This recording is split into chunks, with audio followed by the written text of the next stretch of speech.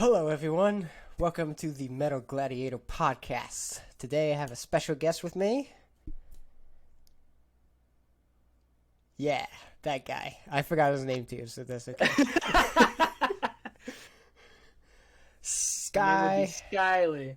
Yeah, Sky the Impaler. Oh, you got your name right down there at the bottom of the screen because I guess I can't actually do a full screen. So the chat is at the bottom of the screen, and it's got your name there. So now everybody is gonna know your Discord. Discord, Twitch, follow if you so please. Yes. Self-promoing. Links will be in the description. His links, my links as well, but his links are the important ones.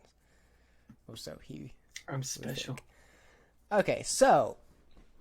All right, Sky. So what's the setup for today? What's going on? All right, so we're going to be touching base on the record Fortress by prog metal band Protest a Hero, as well as some top fives from each of us. And we're going to move on to Ocean Machine, the 1997 record from the man himself, Devin Townsend, mad scientist of metal. Kind of a one-man powerhouse. Yes. Yes, so. Top fives as well. Yes, then we do be doing top fives of both albums. Top five songs from each of those albums. And usually how I do the top fives, just giving you a heads up, because I also failed to mention this, is one of us would do number 5, and then the other person would do number 5, then 4. Like we'll go back and forth through the numbers, instead of just I'll say my entire top 5, and then you'll say your entire top 5. So, Fortress. Yeah. This album sucks. Yeah. I hated it. No, I'm just kidding. That's just my thing that I do when I have a guest on and they're really passionate about having me listen to an album, and I just say it sucks right away. Oh, I know you well enough. Don't you lie to me. All right. Am I going first? My first thoughts. You're called, my friend. First, I say lay it on him. First impressions was very mixed, actually. I was pretty divisive. Yeah, I was kind of undecisive of what I thought. I didn't really know what I thought of it. Like, I listened to it all the way through, and I was just kind of like, yeah, I was just kind of like that. I was just kind of like, okay. That's basically what my first impressions were. Second impressions was much better, I'd say. Like, I was finding myself appreciating it and kind of like understanding it a lot more. Not to say that I didn't enjoy my first listen. It just kind of jarring. Different. It was definitely different for me. I'd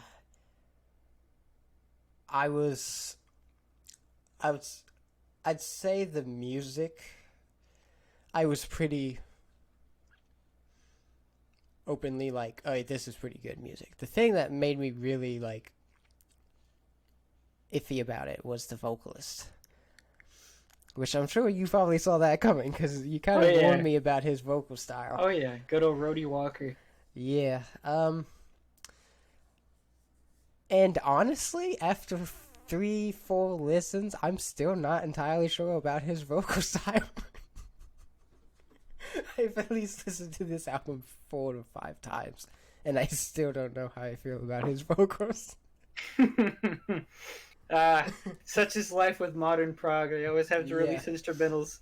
So here's my thoughts about the vocals. First listen, I like I said, it was just kind of like, what? Second listen, I was kind of like getting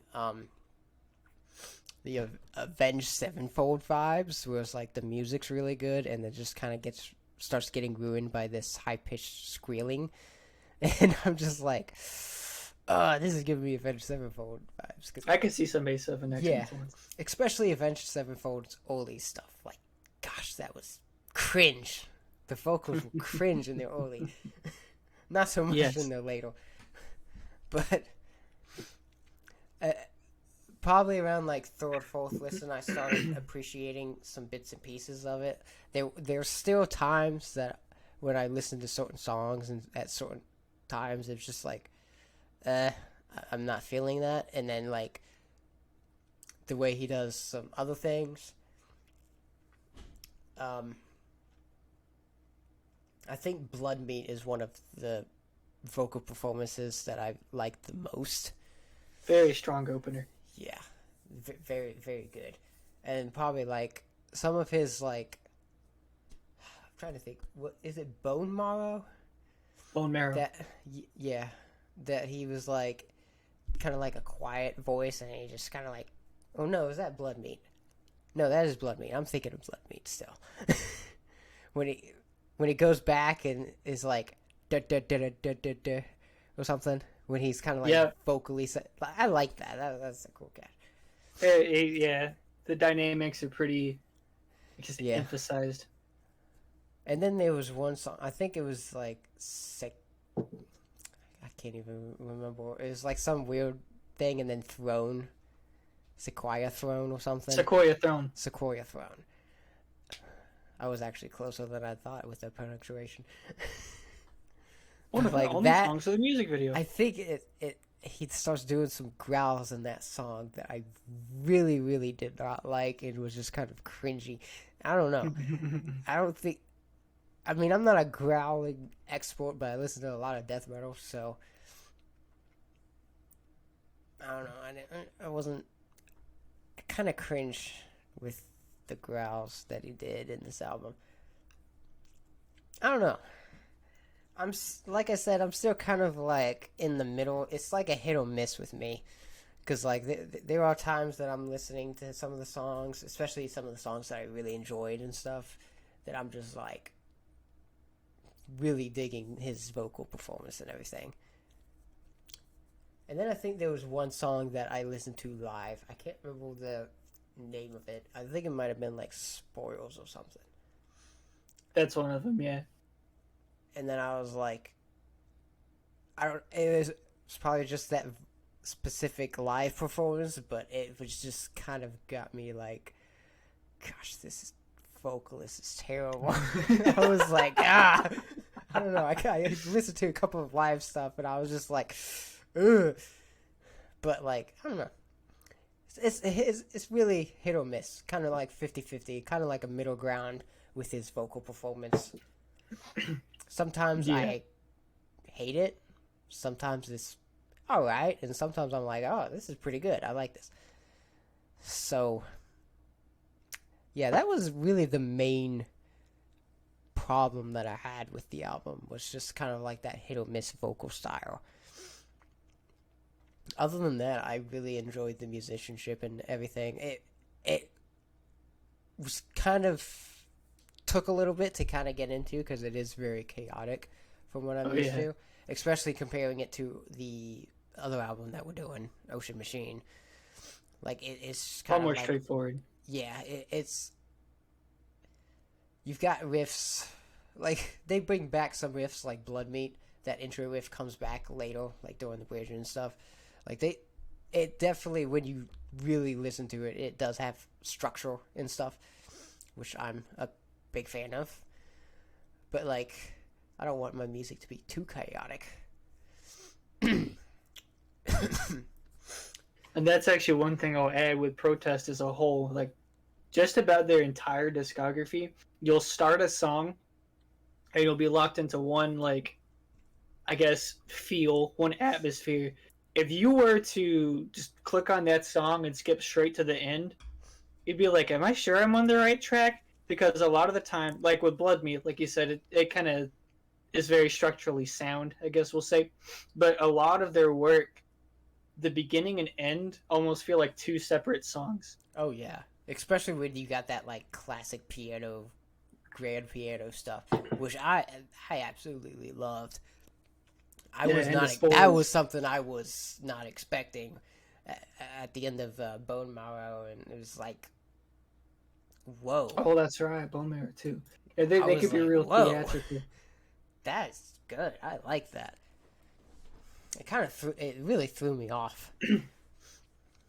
Because, like, on my first listen, especially, because I was just like, okay, still kind of iffy about it, and then that piano just comes in, and I'm just like, ooh, nice. I like that. And then after that, I was kind of just je ne sais quoi. Yeah. I like it. But yeah,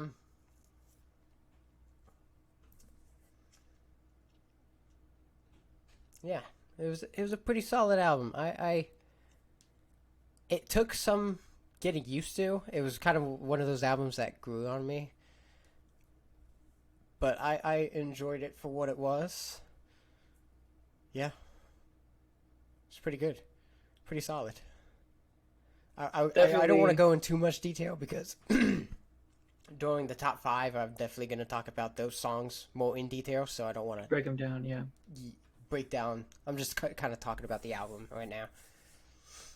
And I did listen to the instrumental version once.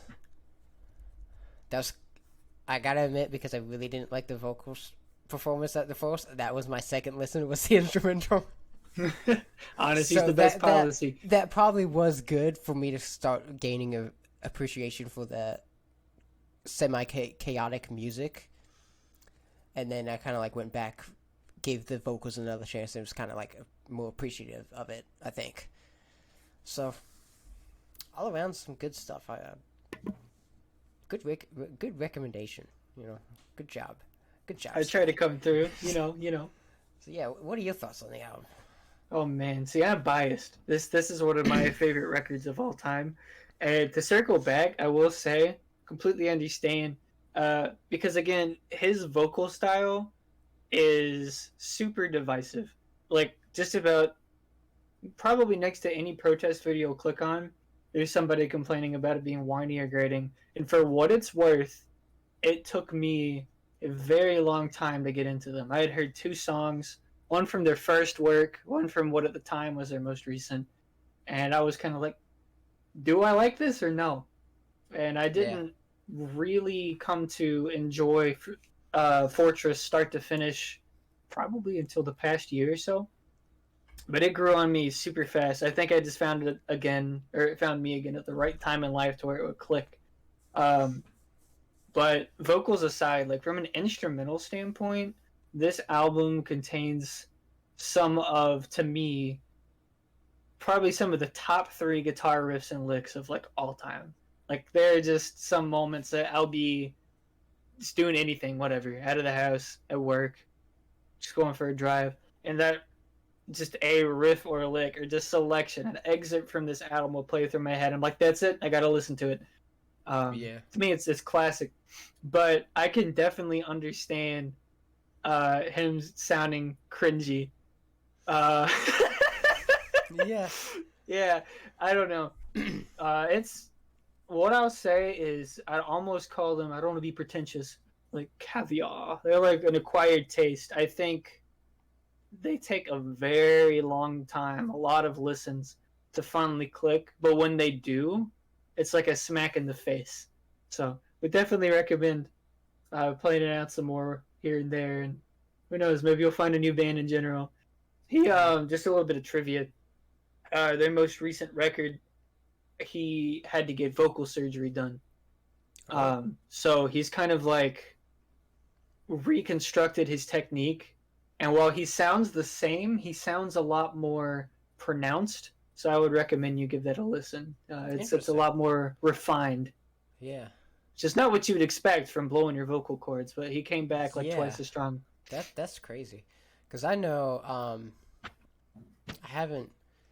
they haven't released their new album, but Megadeth, Dave Mustaine had like throat cancer pretty recently and stuff. I actually did not know that. I'm just like, I mean, he's already not like technically a good vocalist, but like I think his voice fits Megadeth. Hello, I'm just thinking, meet the real me.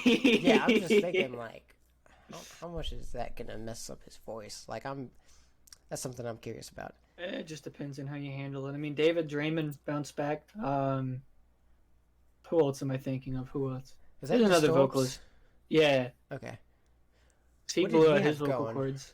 He just blew him out. I guess, yeah, and he had some kind of reconstructive surgery, and he came back strong. Granted, I'm not Nice. the biggest Disturbed fanboy. A lot of the new Me material is neither. kind of disappointing I to me, haven't but heard Evolution, but I did really like Eye of the Storm. Oh, is it called Eye of the Storm? No. me not know. Immortalized, I think the album was called. Yeah, I believe you're Immortalized. right. Eye of the Storm was the little intro track.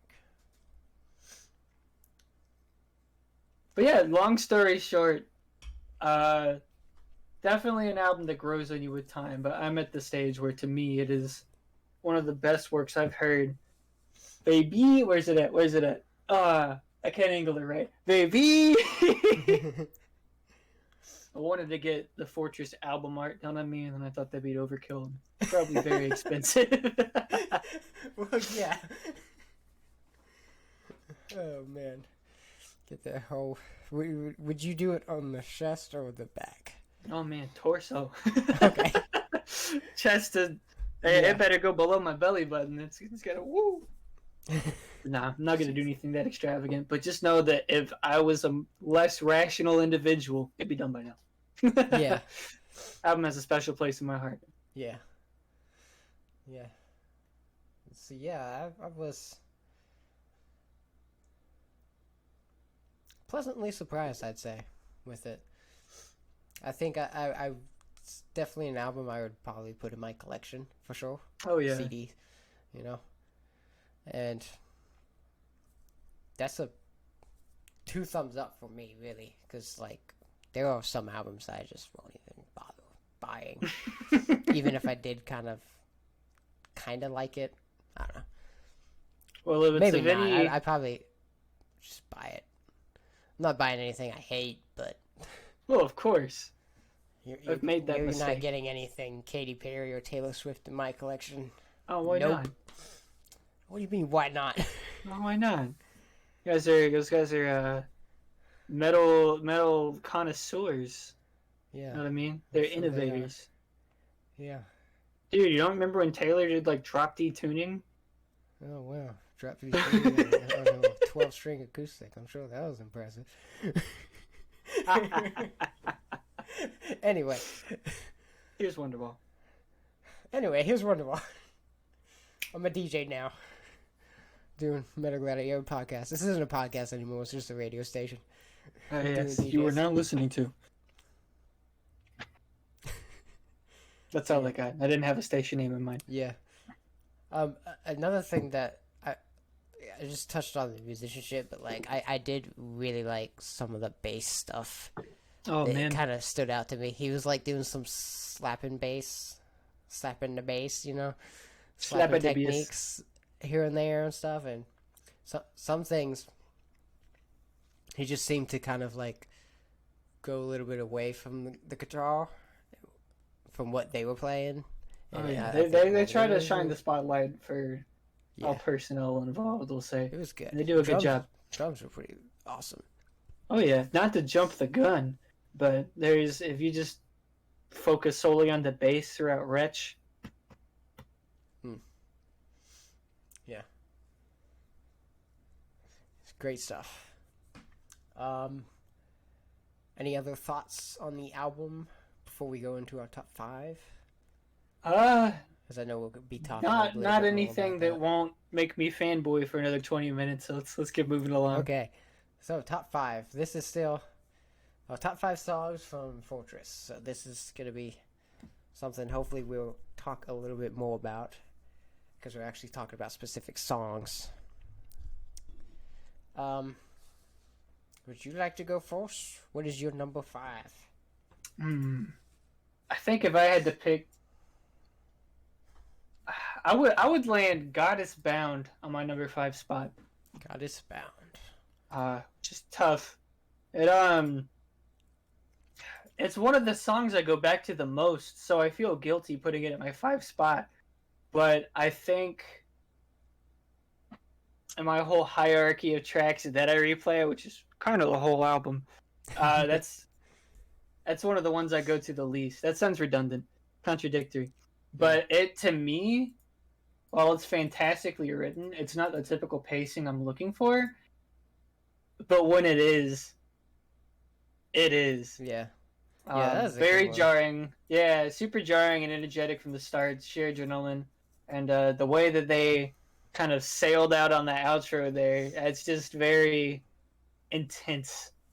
It's Yeah. just straight guitar riffage, probably a solid 2 minutes, and then you feel like it's gonna stop, and it doesn't. So yeah, I'll throw that on my number 5 spot. Yeah. Excellent track, just not my top pick. Yeah, I did like the last two tracks, the Goddess Bound and Goddess Gagged. Oh yeah, they pair together very nicely. Pretty awesome. My number 5 is Limb from Limb. Got a little bit of a kind of... I mostly just threw one in there for my number 5 because I was kind of like equal with most of the album, but the other 4 songs really stood out to me. But like, I was like easy with the 4 songs, but I'm like, the rest of the album's just kind of like equal. Like, I'm not like more crazy about this one than this one, so I just kind of threw Limb from Limb in there because I was like, it's good.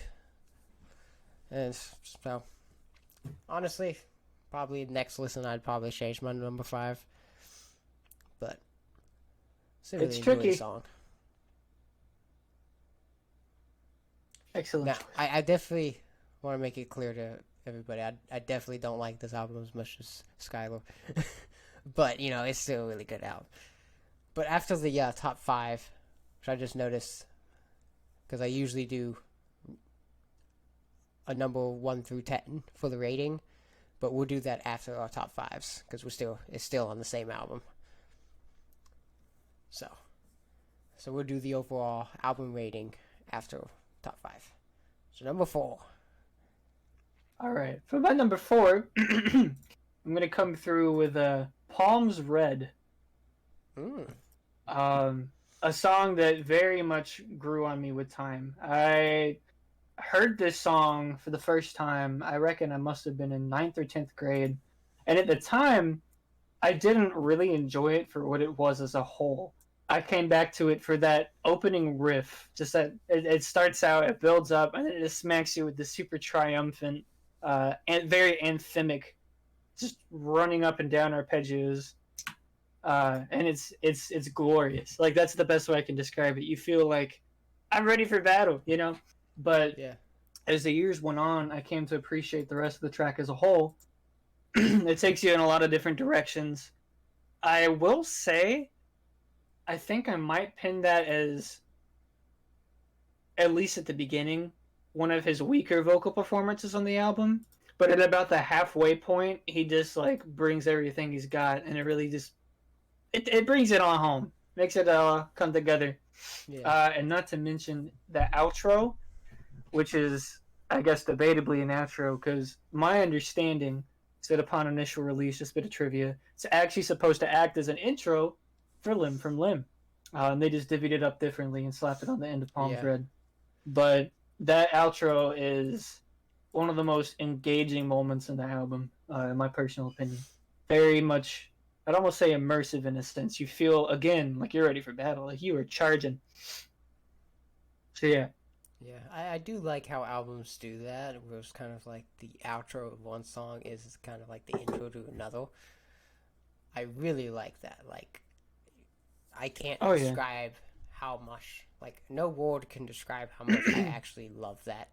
Because, like, especially nowadays where music is just singles and albums are just kind of dying out in some ways. They don't feel like a cohesive work of art anymore. Yeah. Just like, this one makes the cut. This one makes the cut. Yeah. It's like, and that's when I can listen to an album and basically like open up a new tab or something, the album's playing in the background, and I can listen to the album and enjoy it, and then I look back at it and I'm almost done with the album, and I'm just like, wait, what? I'm almost done already? That's a good sign to me, because it's like, I'm not hearing silence all the time in between tracks and stuff.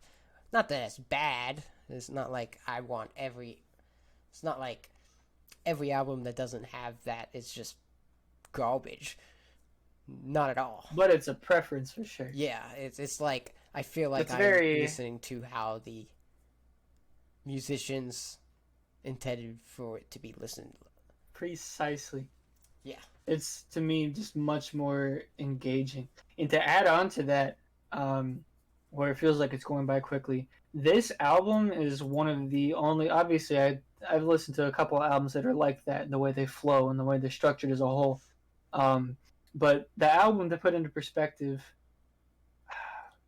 oh, this isn't an honest time because this includes the instrumental track. So half of that, it's probably a good 45, 50 minutes long.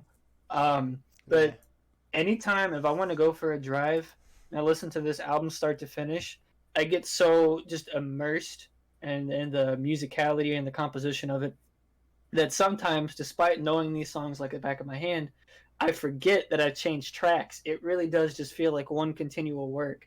Yeah. And to me, in that regard, is a masterpiece. Some tracks don't necessarily transition as fluidly into another, or as, I don't know, we'll say, conventionally, but in the end, it still feels like a continuous work. Yeah. The first album, and I guess this could be a little album recommendation for the episode from me, but the first album that really kind of opened my eyes to that is kind of like that outro intro mix up is the album Colored Sands by Gorguts. Fantastic album. I actually just saw that album in FYE back in the day, back when I was living in West Virginia. Like, my goodness, back in 2015, 2016.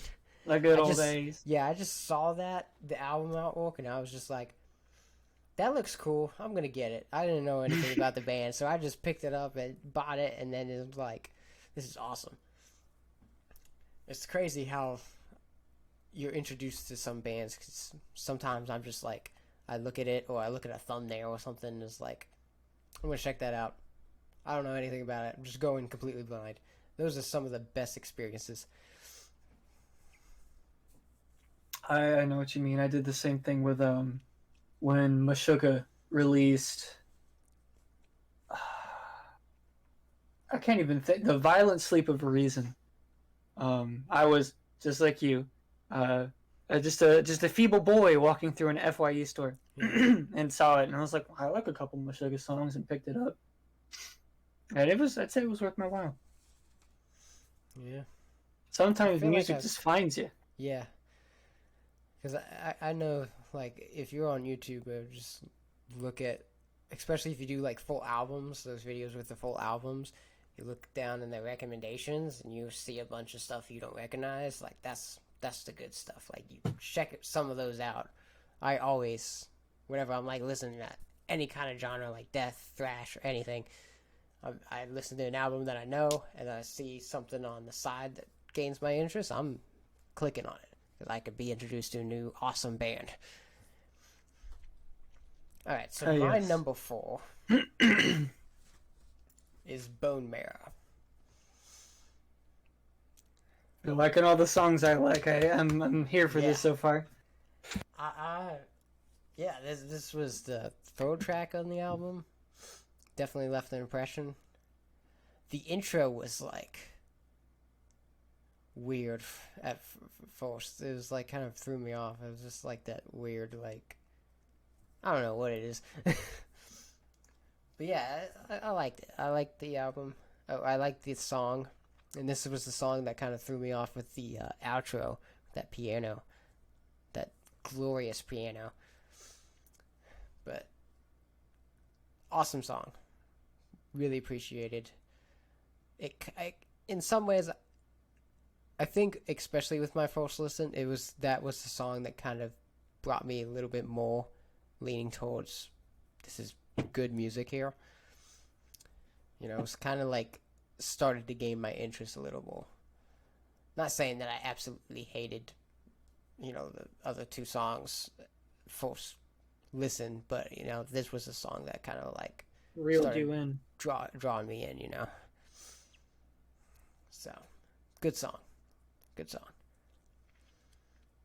smashing good track. Smashing good track. Number 3. What is your number 3? Picking up where Palmer's Red left off, I'd have to say my number 3 is Limb from Limb. Which is one of the other tracks that I didn't fully come to appreciate until recent years. I had heard it before and I knew I enjoyed it, but it just kind of sat at the back of my mind rather than the forefront. And then when I revisited this album recently, it just kind of shot up for me in terms of what I guess defines what makes this album great. And it's got a very peculiar music video. If you ever watched that, I would recommend. It's I think it's a parody of the Village People, and it will leave you with several questions. But cool. Limb from Limb is just, it's very, to me, a very dynamic song. I mean, who would expect, especially with the way the rest of this album is gone, a keyboard solo to just jump at you out of nowhere? And furthermore, who would expect the keyboard solo to fit the, I guess, overall vibe, overall atmosphere of this album so well? Like it just complements it. It doesn't take anything away. It just adds to the equation in the best way it possibly could, in my opinion. Yeah, that was definitely a pleasant surprise. Oh yeah, and while the whole track keyboard solos. While the whole track keeps this like euphoric energy through and through, the outro, you can't possibly hear that without moving your head a little bit. Like it's a groove. It is just a straight groove. But in the most, I don't even want to call it aggressive because it's still upbeat. We'll call it passive aggressive. The most passive aggressive groove I've ever heard, and it's about Celtic folklore. So there's not much you can do to save yourself when a bunch of angry men are grooving at you about a Celtic goddess making her fated arrival.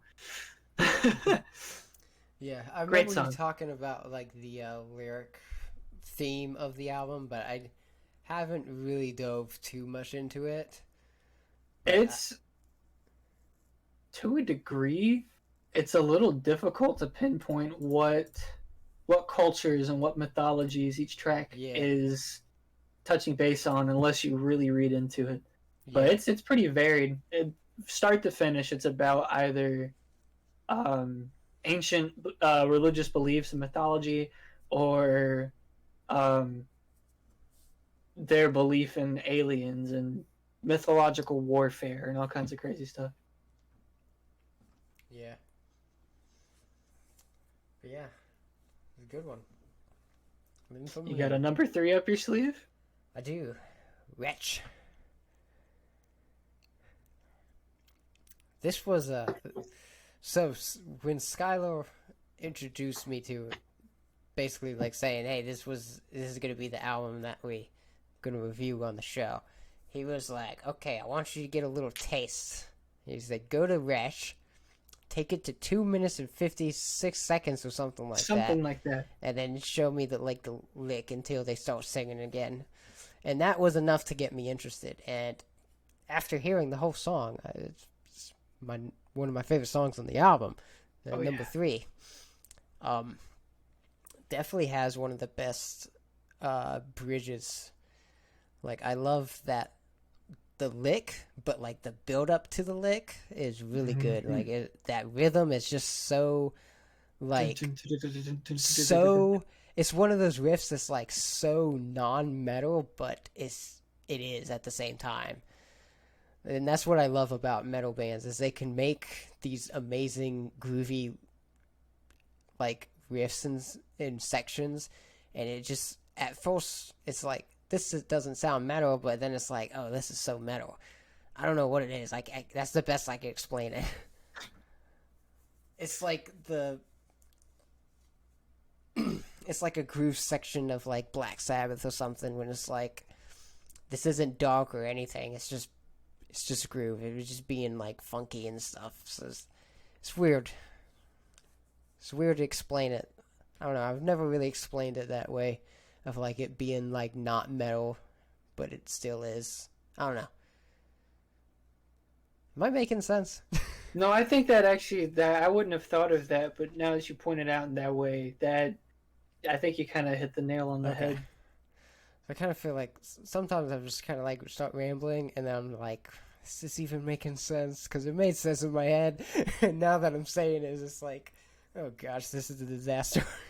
I think that's a sure sign this record's got you by the keister, my boy. Yeah.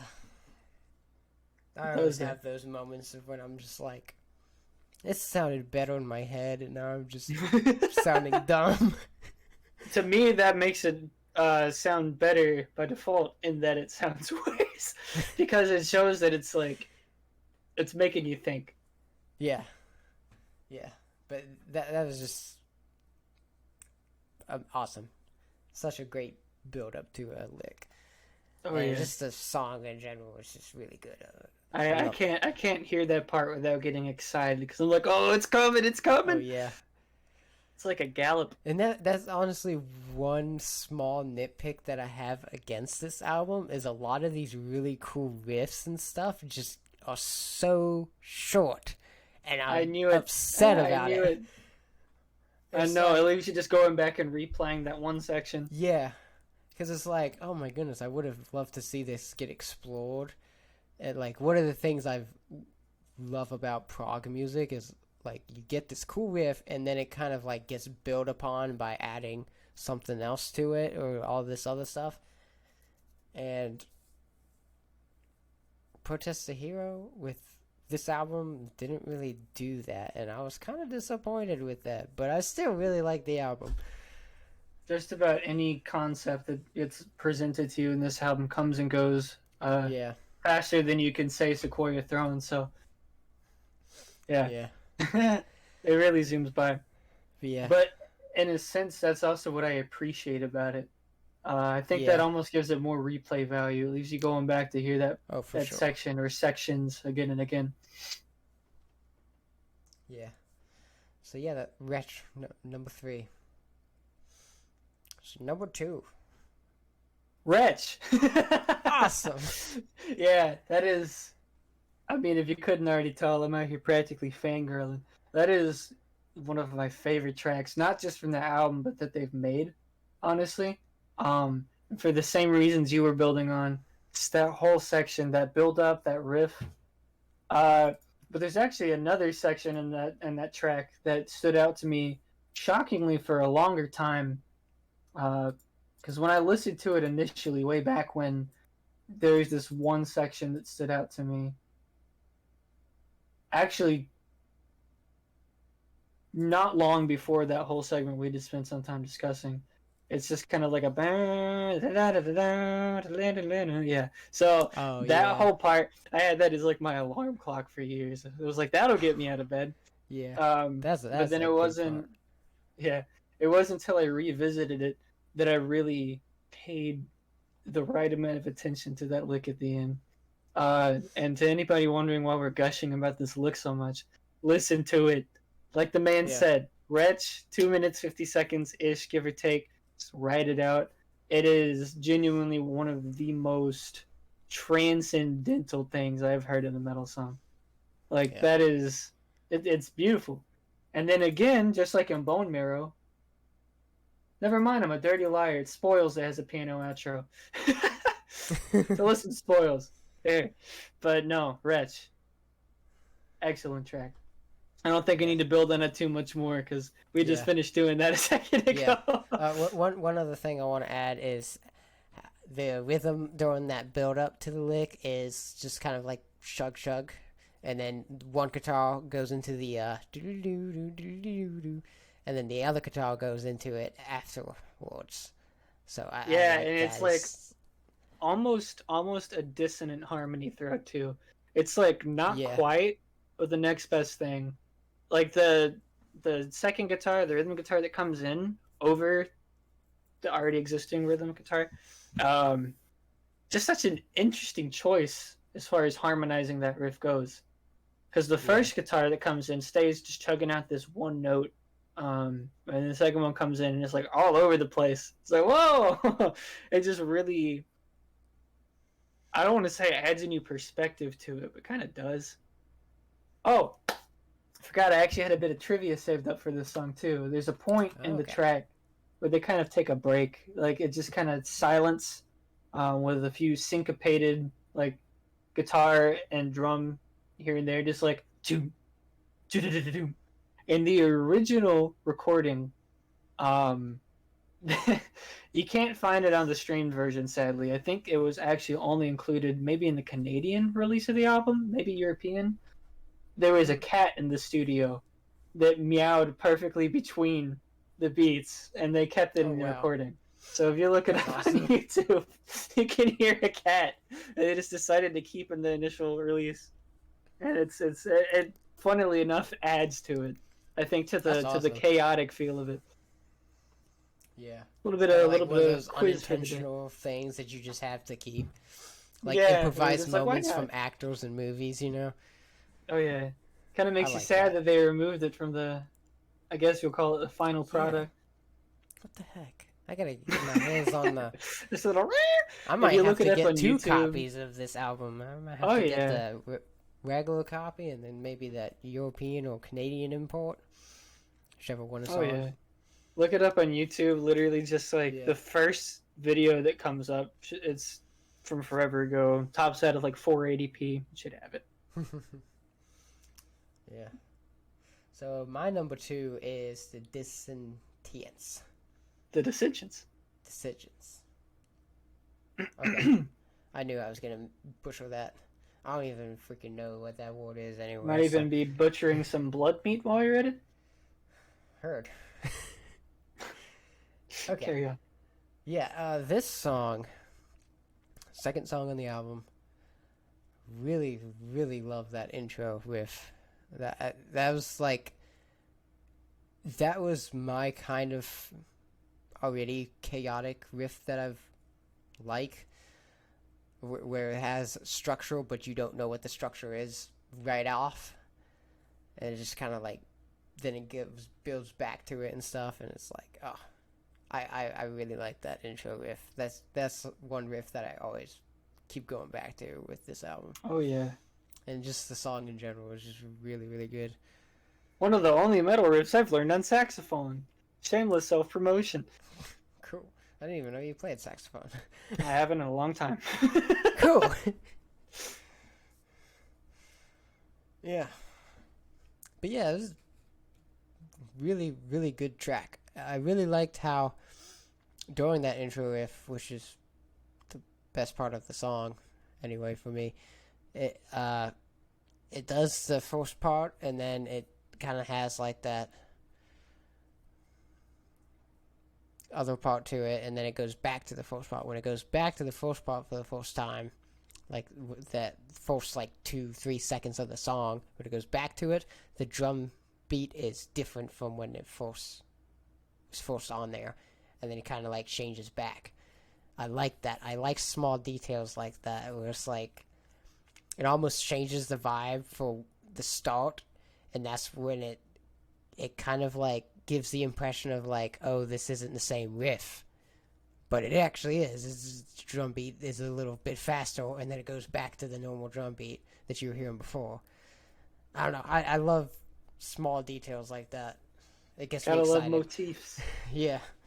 I was just like, oh, that's awesome. Oh yeah. Yeah, That that was, like, really alongside. Part that Well, I stood out guess to me.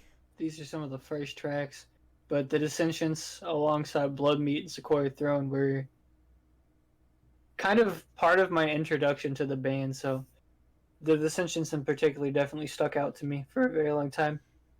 Very solid pick. Yeah. And that intro riff does remind me of a band that I really like, The Faceless. So, I do know of them. yeah, that's kind of like a factor of why I like it so much. I don't Actually, know a if good this- amount of riffs throughout the album kind of reminded me of Faceless. So, Yeah. yeah, I was like, hey, this reminds me of this riff from Faceless album, you know.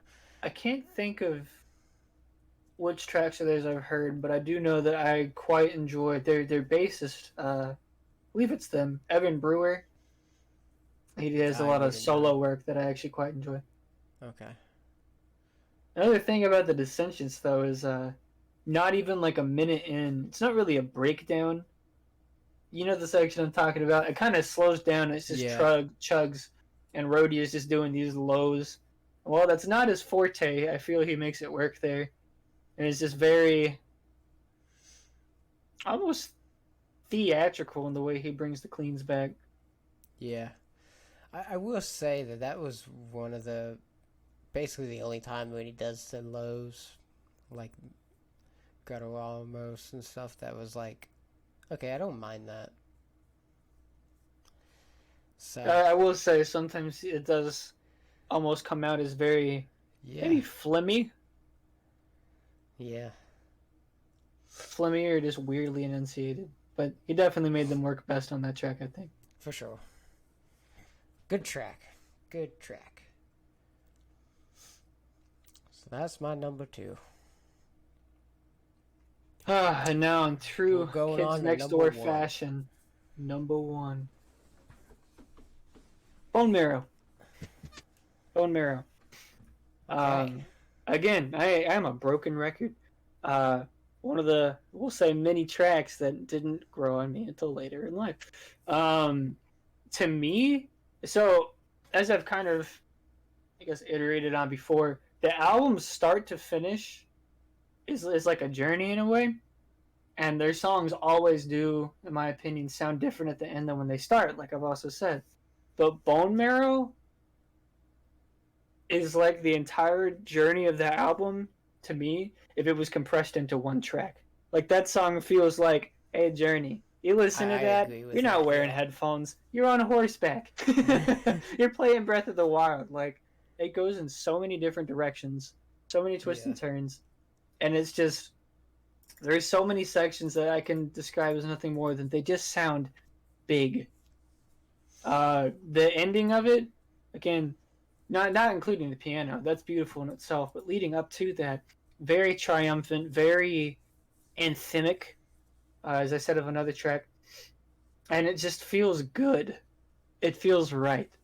I don't think there's so many songs on this record that I can listen to and just get locked into it and just feel like I'm feeling whatever the character must be.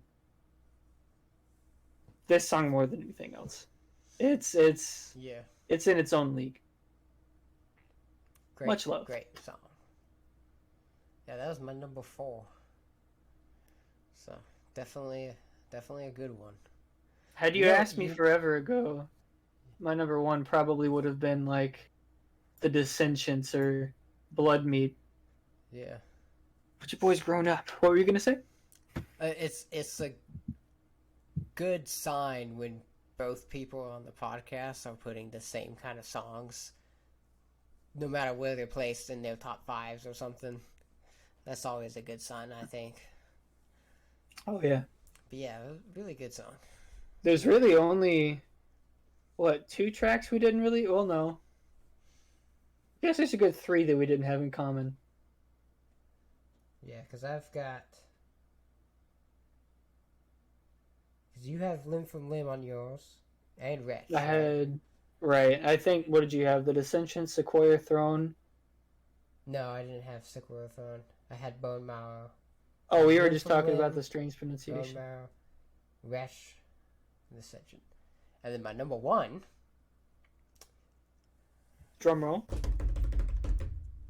Blood Meat. Pretty solid track to get introduced to this band with. Oh yeah, I must say. Even with my first listen, I was impressed. Even though that first listen was just kind of like left me weirded out in some ways, this song was still kind of awesome. Really love that intro riff that kind of comes back in the bridge and stuff. Really good song. I like the structure of it. This was definitely the song that I thought he had its strongest vocal performance, even though he was still kind of doing that style that I'm still not too fond of. Sometimes it works really well. Just because you're not like, or just because I'm not like crazy about a specific style of like vocal performance, I don't necessarily think it can't work. It's just I'm a bit more picky about it, I'd say. But it really worked with this song, and that's one reason why it's my favorite song on the album. I saw it coming. Yeah. Yeah, again, I had, excellent the track. first three tracks on the album as my top 5. It starts strong. It It really does. Which is strange that it's kind of weird that some albums do this where it's like the first 2 to 3 songs are just awesome, and then like another song that is amazing is like one of the last songs with like Wretch. It's like track 8 or something, or 7. It's like, since when is track 7 like amazing? See, that's what I always look for in an album is where the closer is just as good as the beginning, because that's, to me, that's what I expect of the musician, is for them to give you some grand finale. And then you have these bands nowadays that you get to the last track and it's like, well, this isn't anything I was looking forward to. Yeah. And I think to just kind of draw back to something we touched on earlier, I think that that's more common in albums that release themselves in more of a single format as opposed to just this connected work of musical art. Yeah, these boys do it good. Yeah, for sure. Something I want to add. I mentioned this, or me and my last guest in the last episode of the podcast when we were talking about 21 Pilots. A lot of like the more mainstream.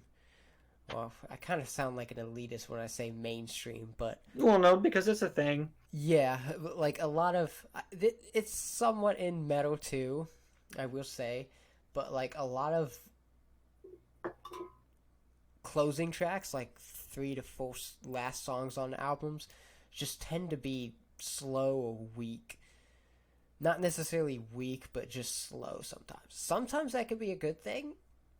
Like, I do really like the album Trench by 21 Pilots, and the ending. That's definitely my favorite album by them, and I have no problem with the last few songs being so slow. But like sometimes it just seems underwhelming, and it's like, this just seems weird. It's like you started off really strong, and then like the second half of the album is just boring, you know?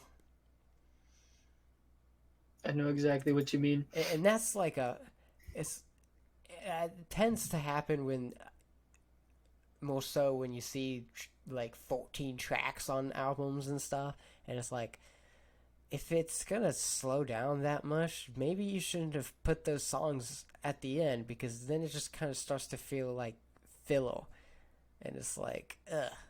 So to a degree, I think it'd be more sonically effective if you would have slipped that somewhere in the middle, because then you get used to it, you're mellowed out, and then it comes back strong again. Yeah. To me, that would have greater appeal. It's not a bad thing. Like I said, Trench is a solid album through and through. I really like that album. Sometimes they could work really well. I'm not saying having slow songs near the end, or having slow songs like last 3 tracks of your album is a bad thing. You can make it work, for sure.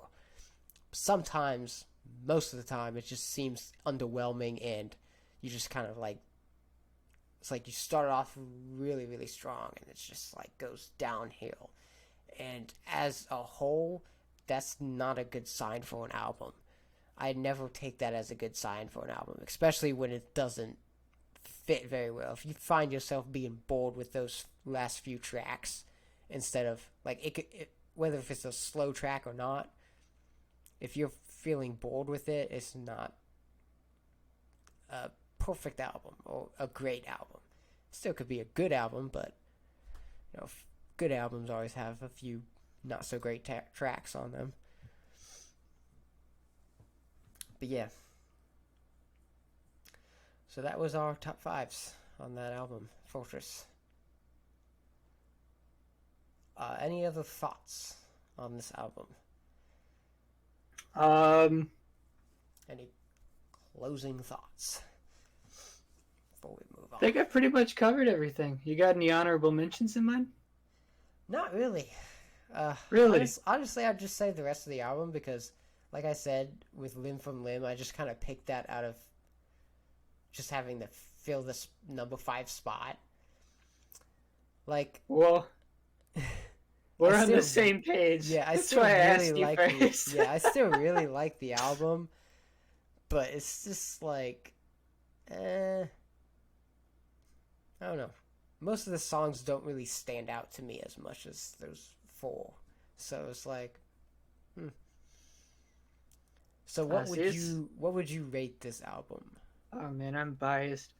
And I will go on the record and say this isn't something I just do for every album and I enjoy. But 10 out of 10.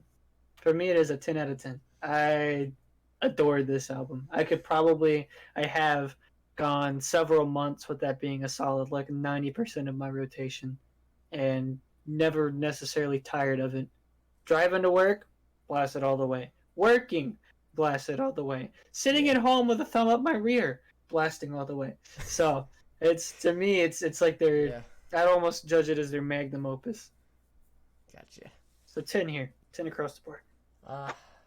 We're gonna give it a 1 because it actually sucks. No, I'm just kidding. I was lying the entire time. Man of fabrication and nothing more. I'm just a massive troll. Have a guest on my podcast and then just like... Oh, trust me, I know. I was just like, talk good about your album that you recommended and everything, and then at the end I'm just like, I'm just kidding, I hate this album. Just like crushed the guest. Probably like a 7 out of 10. I'd say 7 out of 10, more leaning towards a 6 or something. I don't know. Adam Anthony like Fantano, like a 6. feeling a strong 6 to a light 7. Yeah, strong 6 to a light 7, if that makes sense. But I guess it does because everybody watches that guy. Anyway. And the good old melon head. Yeah. That was Protest the Hero, Fortress. 7 out of 10. Okay. I'm satisfied with that. I'm satisfied with that score. Yeah. You've been initiated, my friend. First listen was definitely more of like a 5, I think. Which is, quite frankly, normal for them. Yeah. Again, they're bad. I still wouldn't say a 5 is a bad album. When you start going below 4s, and 4s can still be alright, meh. 4s can be saved. There's hope for them yet. Yeah. But 3s, we don't talk about 3s. 3s and below are kind of like, rough, bad. Might have liked a little bit of something out of a 3 album, but like not much. Probably not even an entire song, just little sections. Yeah. Yeah, I like the intro to this, and then I like the outro to like the last song because it was over. Next, we are going into Ocean Machine by Devin Townsend. Yes, we are. I was really excited when you picked this album because, 1, I haven't listened to it, and I actually did discover that it was his first album as a solo, right? To my understanding, I think... Let me see. Let me brush up on my knowledge here. It's either his first album or... Well, yeah, no, it is, because Infinity was... There is an Infinity album, and LP, and an Infinity EP, to my knowledge. But yeah, I guess Ocean Machine did in fact come first. Cool. So yeah, let's just go ahead and start off by saying I have not heard a Devin Townsend song that I hate in any way. I pretty much love every song that I hear from this guy. So that's a good starter for this album. And one thing that was really cool, after I listened to the album a couple times, I did find a live stream that he did on it, of the whole album, and I really like that. Have you seen that when he's like out on this balcony, out in the cabin studio or something? I don't know that I've seen the Ocean Machine one, but he's really taken advantage of all this time in quarantine or quarantine adjacent circumstances. No, nobody's really staying shut in nowadays. But he's live streamed like just about all of his material. I'm sure you know of his group Strapping Young Lad. He to him that was like his darkest time musically and just as a person, as an existential being. Um, and so he's gone back and revisited that. I guess kind of faced his fears. Still sounds just Yeah. as good as it did back in the day. Yeah. But yeah, I haven't heard any Strapping Young Lad. That was really, yeah, that was actually a band that I knew about. Like, I'd always see them in recommendations and stuff on Spotify and YouTube way before I even knew who Devin Townsend was. oh yeah. Well, So I had just heard them first. recently, like a couple days ago, I realized and saw that Devin Townsend was in. You wouldn't have Strapping Young known Lad. because he had hair. Yeah. That was scary I, seeing a picture of him with hair. I'm like, oh my gosh. I'm a bit of a chump, so I'll shamelessly admit I knew of them first as well because of a Saints Row game. Not to veer too far off course, but whenever you get the chance, listen to their City album, man. Very different from him. It's all thrash metal. Lyrically, not his strongest work, but he still like brings his all vocally. Yeah. Oh, that's one Alright, thing we'll get we back on definitely need to talk about is Devin Townsend's vocals. This man is amazing. There ain't many like him. Yeah, few metal vocalists, even in the prog genre, can't just straight up sing opera so well. It's ridiculous. I lied. We're staying off track. A little more trivia before we get into it. He, you might already know this. He didn't blow his vocal cords, but he did have. I don't know if it was some kind of doctor, counselor, had basically confronted him and said, "Hey, you gotta stop being so extreme and pushing your vocals to the extent that you are, or you're gonna ruin your voice and never be able to use it again." And in his words, I think he said, "Yeah, that was 15 years ago. I'm fine." This dude has literally got such just profound, and I guess perfected vocal technique that in all his years, because as this album goes to show, Ocean Machine, he's been doing this for like 2 decades, is it? Yeah. Yeah. And he sounds just as good as when he started, if not better. Oh yeah. This man I is think he definitely is powerhouse. because you can play Ocean Machine, and then you can play some of his recent stuff, and it's like. You know what? Yeah, because listen Ocean to Machine is. Ocean Machine, then just listen to the song "Why," that was like done a couple years ago. Like, he's definitely gotten better.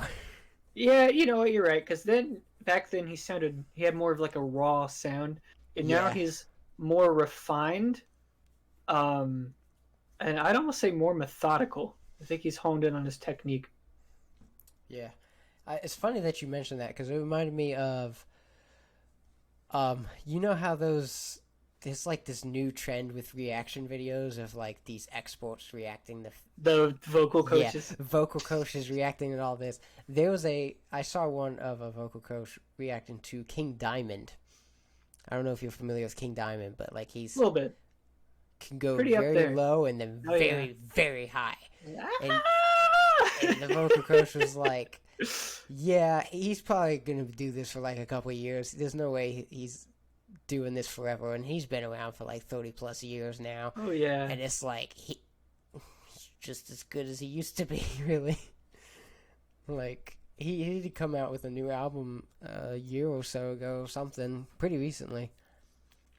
I want to say it was 2019. But yeah. Actually, now that I think about it, his vocal, King Diamond and Devin Townsend are a little similar with their vocal performances. Some ways. Not like I'd say more in technique than style. I'm not a vocal expert, but that's the No, best that I sounds got. about right. I think King Diamond can be a little more shrill. But similar vocal range, I suppose you could say. And then Devin Yeah. Townsend is more, I don't know if pronounced would be the word, maybe more full. Maybe he has a more full tone when he reaches higher notes. Yeah. So yeah, Ocean Machine. Great album. Great. I knew, had a feeling. as soon as you put in the Devin Townsend album, I knew I was gonna like it. I didn't have any doubts that I would not like it. Like, I actually never knew you were a heavy kind of guy, but I respect you for it. Yeah, like I haven't like delved into a lot of his stuff. I've heard there's some, a lot to go through. Oh yeah, for sure. I've heard. Let me think. I think I've heard his newest one once at least. All the way Empath? through. Yeah. And then I think I've heard, I can't remember if this was Devin Townsend Project or Devin Townsend. The other two albums I've heard have been Deconstructor and Transdendency or something. Transcendence? Transcendence. Transdendency. That would be Project. Okay. I don't remember. I think is it Deconstruction? Is it Deconstruction? I thought it was Deconstructor or something. You know what? We're gonna do a little research. I think it is Deconstruction. Yeah, you can do this better than me because I don't have a second monitor, and I've got to keep the video. It's Devin Townsend Project, yeah. Okay. And then he also has the lesser known of Devin Townsend Band, because this man can't have enough projects. Oh, I know. He's just like this artist, this Christian prog artist called Neil Morse. He has Neil Morse and then Neil Morse Band. It's just like, and then he's got a third project. Coming in, they don't stop coming. Yeah, it's like, man, these prog musicians, they'll do anything to get an album out. Oh yeah. I kind of get it though. It's like they're taking a different I'd almost say musical, or from a musical standpoint, like they're taking a new persona. Yeah. Per project. Although most of the time it's not sounding all that different. Most of the time, it's not like it's a completely different genre or anything. Yeah, I think it just boils down to writing style. Yeah. I know with Devin Townsend especially, Devin Townsend Project actually split. I'm so sad about it. Really? Yeah, he's gonna be, to my knowledge, like exclusively releasing music through just his solo name now. I was under the impression most of the same members were in both bands, so I don't know. Kind of wrong about that. Under Devin Townsend, like if he just releases under his name, my understanding is he mostly just either engineers things himself or hires on different musicians. Like Singularity, the super long track of the Empath, I think he hired on 3 different drummers for one for these different sections, and Steve Vai is a featured guitarist. Yeah, that was something that I discovered recently, was that he was a vocalist. He started his career as a vocalist in Steve Vai. Yeah, for one album, and it was very strange. Yeah, I need to go listen to that album. It's very strange. It's not what you think you're going to be getting yourself into. Oh, I'm sure. I don't like it, but that's just my opinion. Yeah. Okay, so let's go into Ocean Machine. Good grief. So this is what happens when you get two Devin. Okay, one thing I want to mention about Devin Townsend is just how extremely goofy and humorous the music and just the whole project is, but it works so well. Shout out to his Instagram page. Yeah. Never have I watched a live performance from any band, seen an audience member wearing a Pikachu onesie and been like completely okay with it. I'm just like, that guy has a Pikachu onesie on, but this is Devin Townsend, so I'm completely okay with that. It seems normal. Kind of makes you think of when Rush had a laundry machine on stage. Oh gosh, I don't know anything about that. Why don't I know anything about that? I love Rush. Why don't you? I don't know. Anyway, Ocean Machine. Ocean Machine. Let's see how long it takes us to actually talk about this album. Oh, jeez. Okay, one more Well, thing. every No, I'm time just you kidding. say you're gonna start, we just talk about Devin Townsend as a whole. So let's tell Okay. ourselves we're gonna talk about Devin Townsend, but within the confines of this work. Yes. Maybe this will work. Yeah, I did recent. I was like, am I following Devin Townsend on Instagram? And then I started following him on Instagram today, and I was like, yep, this is Devin Townsend. Made a post today about get me my singing colander. Oh my goodness, that little face thing that he does with the like cropping out the nose and everything. Oh my gosh. Okay, Ocean keep Machine. talking, and I'm gonna flash up pictures as you speak. Okay, Ocean Machine. Let's go into Ocean Machine. We really, really need to talk about Ocean Machine. This podcast It's urgent. is about Ocean Machine. Interesting name. There we go. Yep, that was his most recent one. He just posted that. I'm just gonna flash these as you talk again. Okay. Don't pay any attention to it, Ian. You've got a mission. Speak. Okay, Ocean Machine was a pretty interesting name. I can't do this, Skylar. Stop. Which fun fact for you. So Ocean Machine, to my understanding, was originally going to be the name of the band / project he was going to form. And I think really? it never properly came to fruition. And so he just stuck it on the album title. However, if you go to, I don't remember if it's just his B-Sides EP. He actually has the demo for the title track Ocean Machine that was not included in the full album release.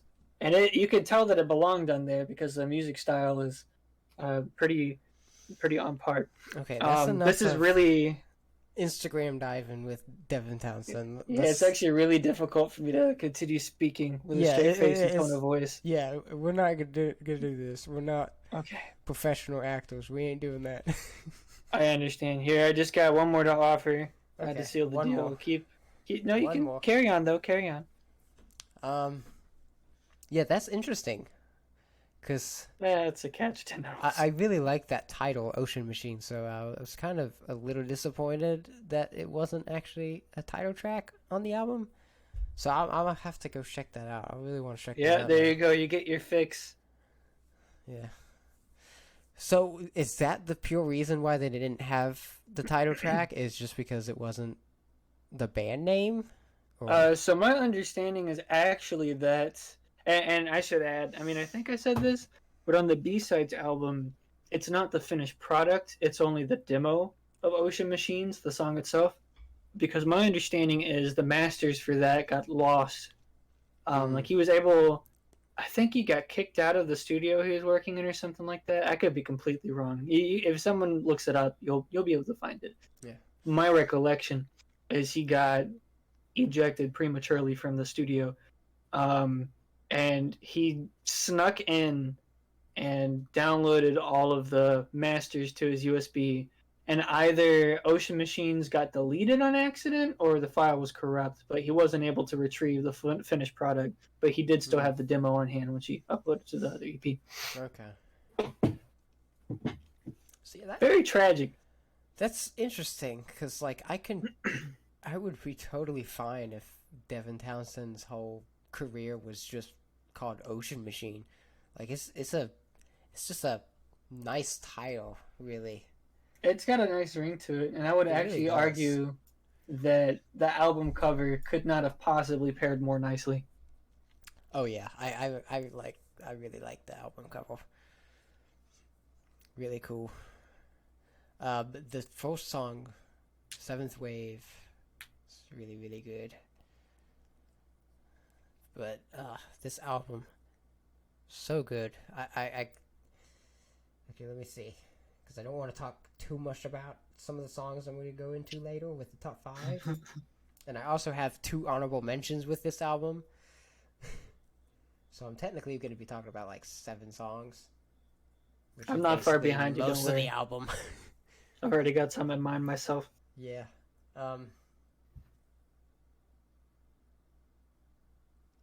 So couple of the shorter tracks like Sisters and 3 a.m. I think really good, kind of like an interlude with the Very album. ambient. Yeah, really, really good. I like that this album has so many different themes or like vibes with the songs, but it still feels like this one. Like it still feels like a whole album. And that's not an easy thing to do, I think. Like can't really see a lot of musicians pulling off a almost pop sounding song and then right after it, or right before it, have like this proggy song and then just like it's practically a pop song. Like I don't know, it's just so many different things in one album and it just works. And it doesn't feel chaotic at all like Fortress did, you know. I'm not saying that was bad. It's a lot tamer. Yeah. It's just you probably already tell that I definitely enjoyed this album more than Fortress. Oh yeah. Because I can't put it. I have a harder time with the things that I really love to put into words than stuff that I feel more iffy about or don't like. Because you might feel the same way, but it's like it's harder. It's easier to talk about things that you have more like constructive criticisms about than stuff that you just have to let it all out. It's like, oh, I love this, you know. But I still try my best. When you have like a more positively complex, I guess we'll say, like passionate opinion about something, it'd be a lot harder to find those words because really you have so much to say. Yeah. It's really as I said of the Fortress album, like, and how I imagine you're feeling right now is if you were to keep talking about it, you'd probably have like 20 more minutes of fangirling to do. So don't blame you. And it makes it really hard because I'm actually going to be going into 7 songs in a few minutes here when we go into the top 5, so it just makes it even harder to talk about the whole album. But yeah, like... Well, the song's called 3 a.m. for a reason. Yeah. We'll be here a while. So, this is going to be a long podcast. Yeah. I was a little thrown off by how... At first, it sounded like, to me... I don't know a whole lot about music production, but, like... I know some albums... Not just Devin Townsend albums, but just albums in general kind of have this vibe every now and again, especially with some of the older released with bands. It's like the vocals just sound, in terms of volume, just a little bit under everything else. And I kind of got that with this album. Not that that's a bad thing, you know, I still heard all the vocals. But it's just like, yeah, it's just kind of like, I guess, a debut album kind of course by this point. Like, there's always going to be something a little off with the production. I don't know. Oh, yeah. But it still works, I think. And yet, I'll still give him, while it is a little more unrefined by some standards, he still managed to employ that signature, like, vocal wall of sound production he always goes for. Yeah, he definitely has a powerful voice, which I think made up for that little lack of production. Layers and layers and layers. Yeah. Another thing I really liked about this album was like the synth. A lot of the synth background stuff was just like really, really fitting. And I just really enjoyed it. It kind of gave that 90s vibe to it, I think. Oh, yeah. It's very characteristic of its time, and yet, in my opinion, so ahead of its time. All in one. I would agree. It fits in, but it's also innovative. Yeah. Like, if I were to hear this in the 90s, it would feel both familiar and foreign. Granted, I was a baby. Yeah. But... So it probably wouldn't have been either, because you wouldn't understand what's going on. Well, I guess everything's foreign to you at that point. Yeah. You're just looking around going, ah? What's that? Just going Stitch? around. Yeah, just going around, just speaking gibberish like a baby does. Ah, yes. Da da. Devin Townsend. Yeah, really, really good album. Musicianship was fantastic. I haven't looked into like the musicians on the albums, but like I think it was all very well done and stuff. And of course, Devin Townsend's the guitarist. He's mostly, as far as I know, he's mostly writing all the music as well. I would imagine. Oh yeah. But like, This man's self-made. oh yeah, he's such a good songwriter. He knows how to do it. Any thoughts on the album before we go into a top 5? Because I feel like I can't really say anything else before going into this top 5 because Yeah. I mean, all I really say, you can, you can burn me at the stake. I actually, as much as I adore Devin Townsend, he does have tracks that I'm not particularly fond of. I don't hate any of his work, but there is a lot of it that I like and a lot of it that I'm not super big on. You can burn me at the stake. I give you permission. There it is. Here. Oh, that's distasteful. Oops. hold on, let me go get some holy water. Ocean Machine, I think, has the most. It has more tracks that I enjoy from him than any other album. That's not to say I can't listen to any of his albums start to finish and not appreciate the glorious work that has been bestowed onto me. But there are tracks that he's put out in any of his projects where I just kind of like I don't get as engaged in or engaged with. Yeah, that's right. I'm gonna marry them. But this album to me was one of his most just well-rounded works. Yeah, that's about all that I can really add. Let's get into it. Okay, so honorable mentions. I'm gonna go ahead and name both of my honorable mentions, and I'm gonna talk about them. I think you said you had some honorable mentions as well. Oh yeah. So we'll go through our honorable mentions, and then we'll go to the top 5. I have my 2 honorable mentions are Seventh Wave and Thing Beyond Things. So actually the first track and then the last track. The first track, Seventh Wave, is such a good song. So good. I love the intro riff there. It just has that like that vibe of kind of like that slow but like metal sound to it. And then just the lyrics, how the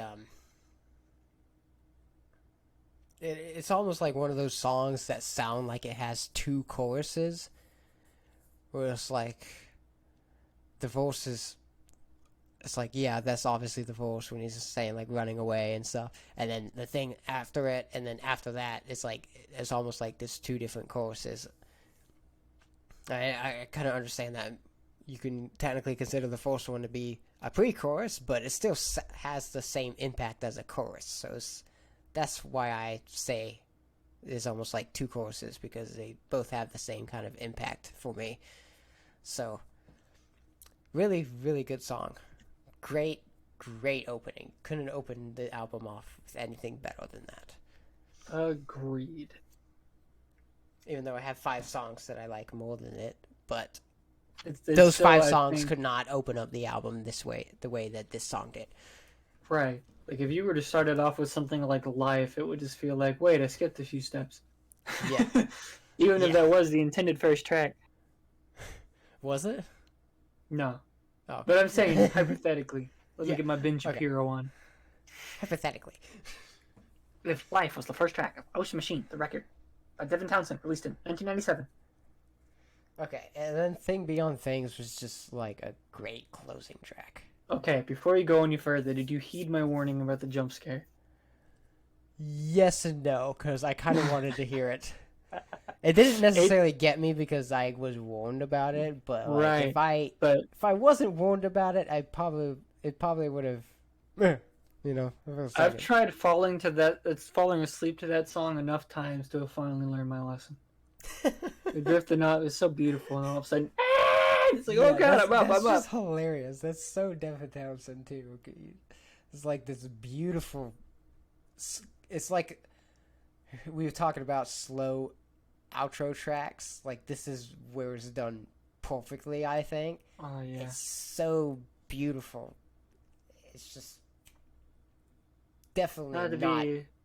I would not consider this to be a metal track for sure. Yeah, But seriously. it's just so good. Not and to then get that cringe. happens, and it's just like this scream, and it's like The illusion is shattered. it's just like it's Devin Townsend, so it's like you can't What do be you mad, expect, right? Yeah. Not to be cringe, but that's one of the few songs I would describe as if an out of body experience had a sound. I think that would be it. Which makes sense. You're becoming a thing beyond things. Yeah, there you go. You broke the code. We broke the I've done Devin it. Townsend code. Devin Townsend meaning confirmed. Yeah. It's like Excellent Devin track. Townsend is like the Da Vinci of music. The Da Vinci code, the Devin Townsend code. Oh yeah. The Devin Townsend code. So yeah, those are my two honorable mentions because I love those songs and I just could not. I just like 5 songs better. So yeah, what are your honorable mentions? I think I have to say Sister first and foremost. That is just That was actually a really good song. yeah, so I didn't the softer tracks are like the midpoint of that album while you did sing their praises. They're good songs, but they're ones that I find myself with a greater tendency to skip over because I just want to get back into the action of this album, what it has to offer. But Sister, I cannot go past. It is just this ambient, beautiful mess. Like it is a masterpiece in its own right. It's got these weird, like it almost sounds like broadcast sampled in the background, maybe TV, like sitcom chatter or something, or drama chatter. But then it's just so like his voice is so crooning in it. It's like soothing. This song could put me straight to sleep in the best of ways. Yeah. And just when he brings in like the guitar riff is there the whole time, of course. But I feel like after the vocals begin and once they end, the guitar becomes more pronounced. And it resonates with you. That is just the most beautiful tone. I sound like a gearhead. I'm really not. I don't know anything about guitar specs or gear. Yeah, But there's just his choice and tone for that. Wasn't this acoustic as well, I think? It sounds like an acoustic, but I honestly think it's just like a really particular like clean tone of electric. Yeah. And with a gain turn like way down or something. Yeah, because I've seen bands play acoustic parts live on their electric guitar, so I mean, could be that, but technically it would be on a studio standpoint. They could have recorded it with an acoustic. You never know. Kind of enhanced it, added some effects on there. Yeah. Yeah. Yeah, beautiful song. Because acoustic electrics exist. Yeah, I don't know if they did in the 90s, but that's what my bass is actually. Oh, I just really? don't have any kind of amp for it. Oh, nice. I didn't know that. Oh yes, I didn't know they existed till I got it. My only gripe with Sister, despite it being my honorable mention, and this is me nitpicking, this has nothing to do with the album release or album version, is if you look up a live recording, it's almost never the same. I guess you call it chorus. There's not really a chorus. The verses at the end of each one, he adds like extra time signatures in.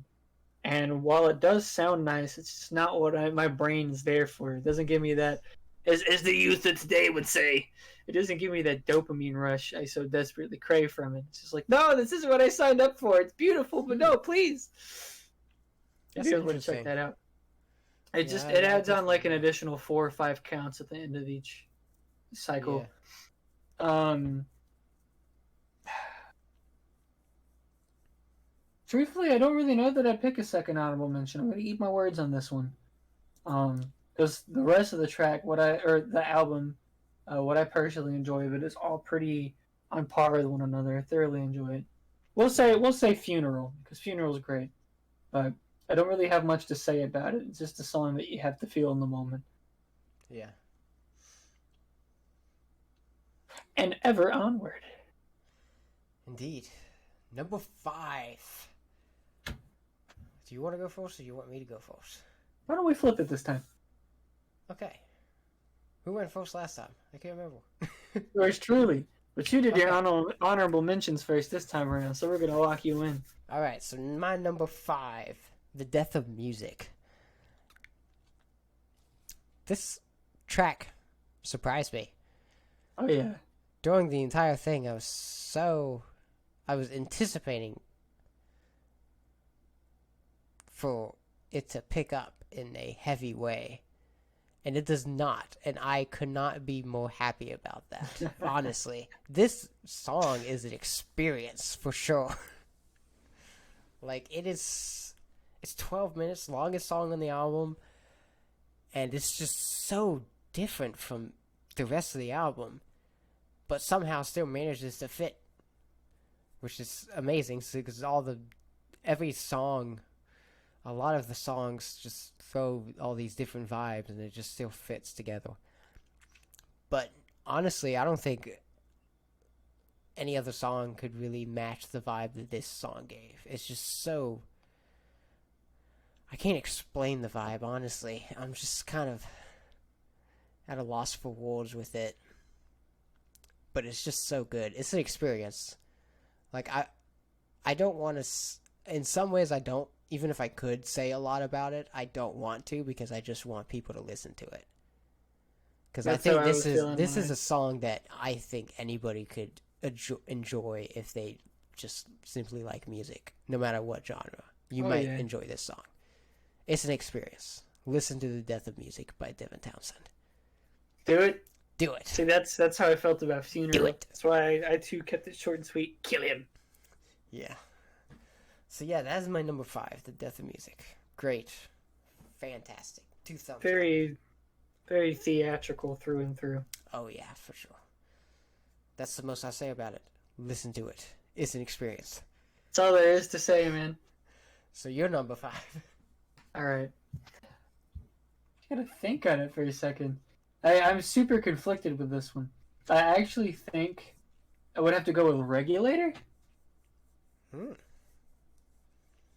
Yeah, I'm gonna go with Regulator.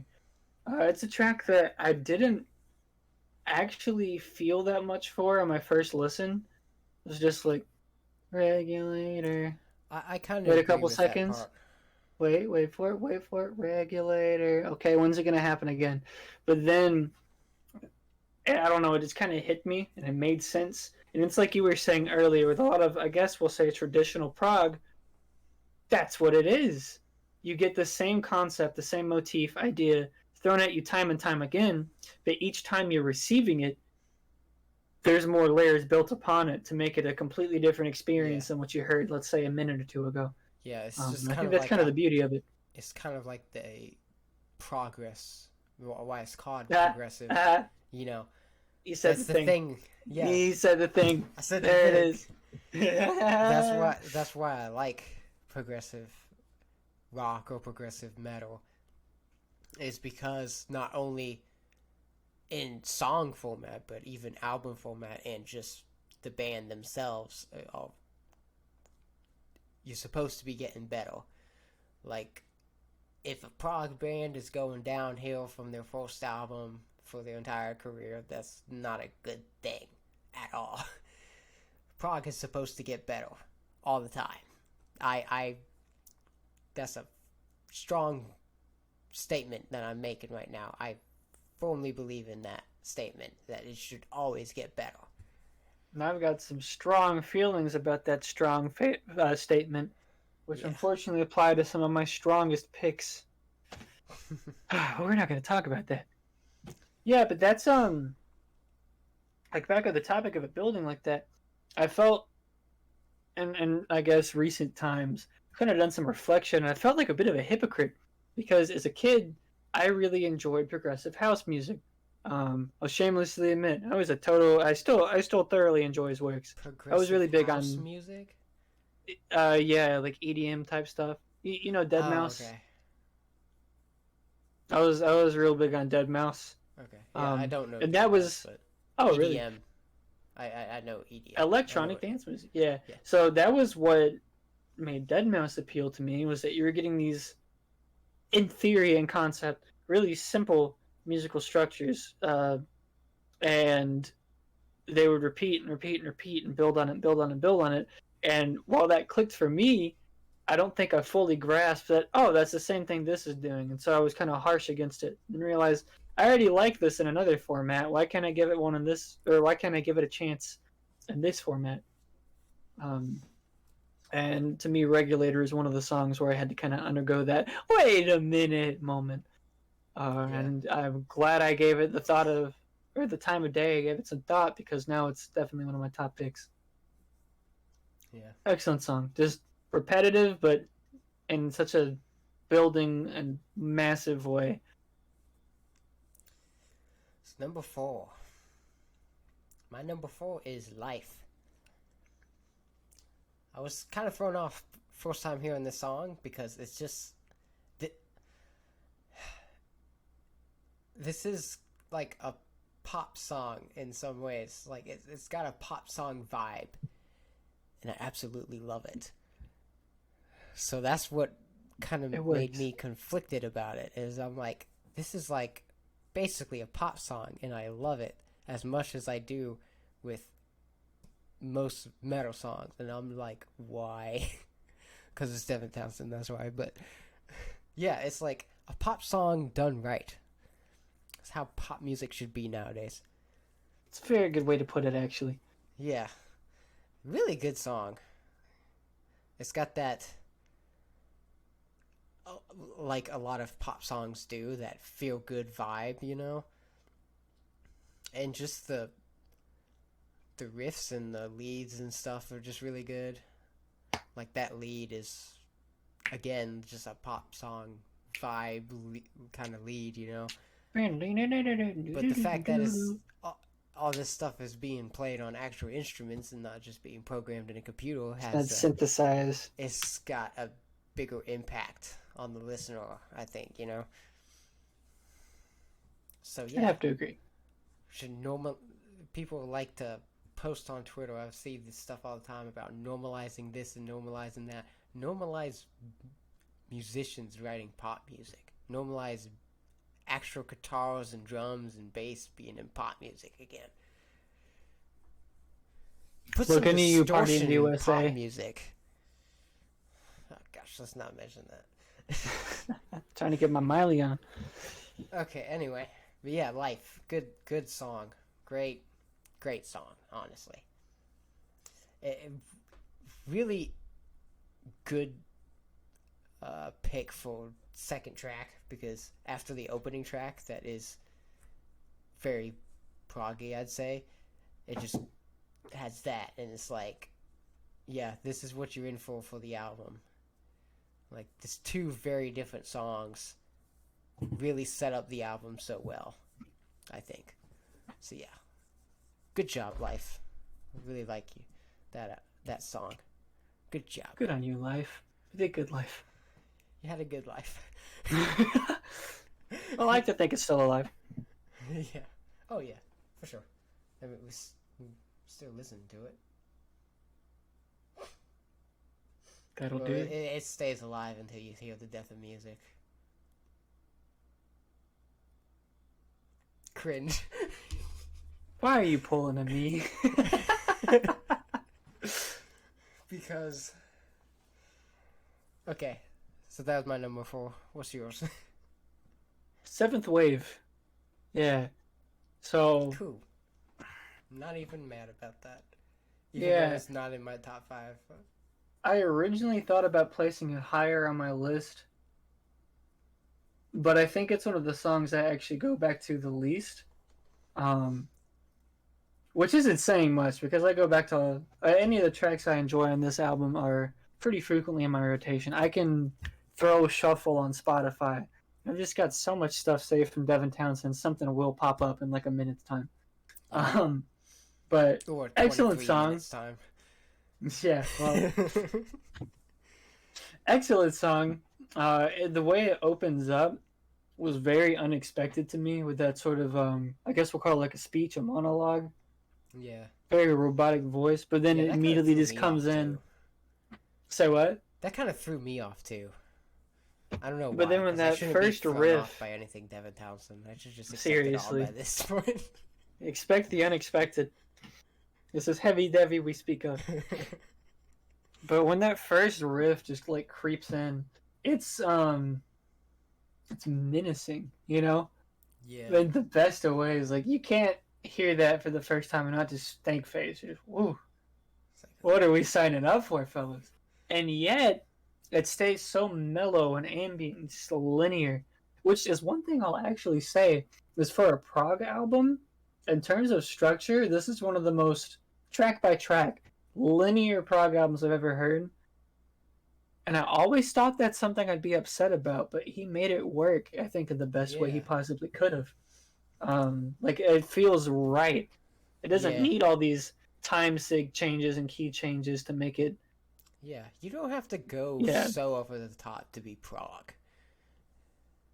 Which is what everyone shoots for. Yeah, you just kind of have to be a little bit experimental. Like, there's a difference from being over the top ridiculous and experimental. You know?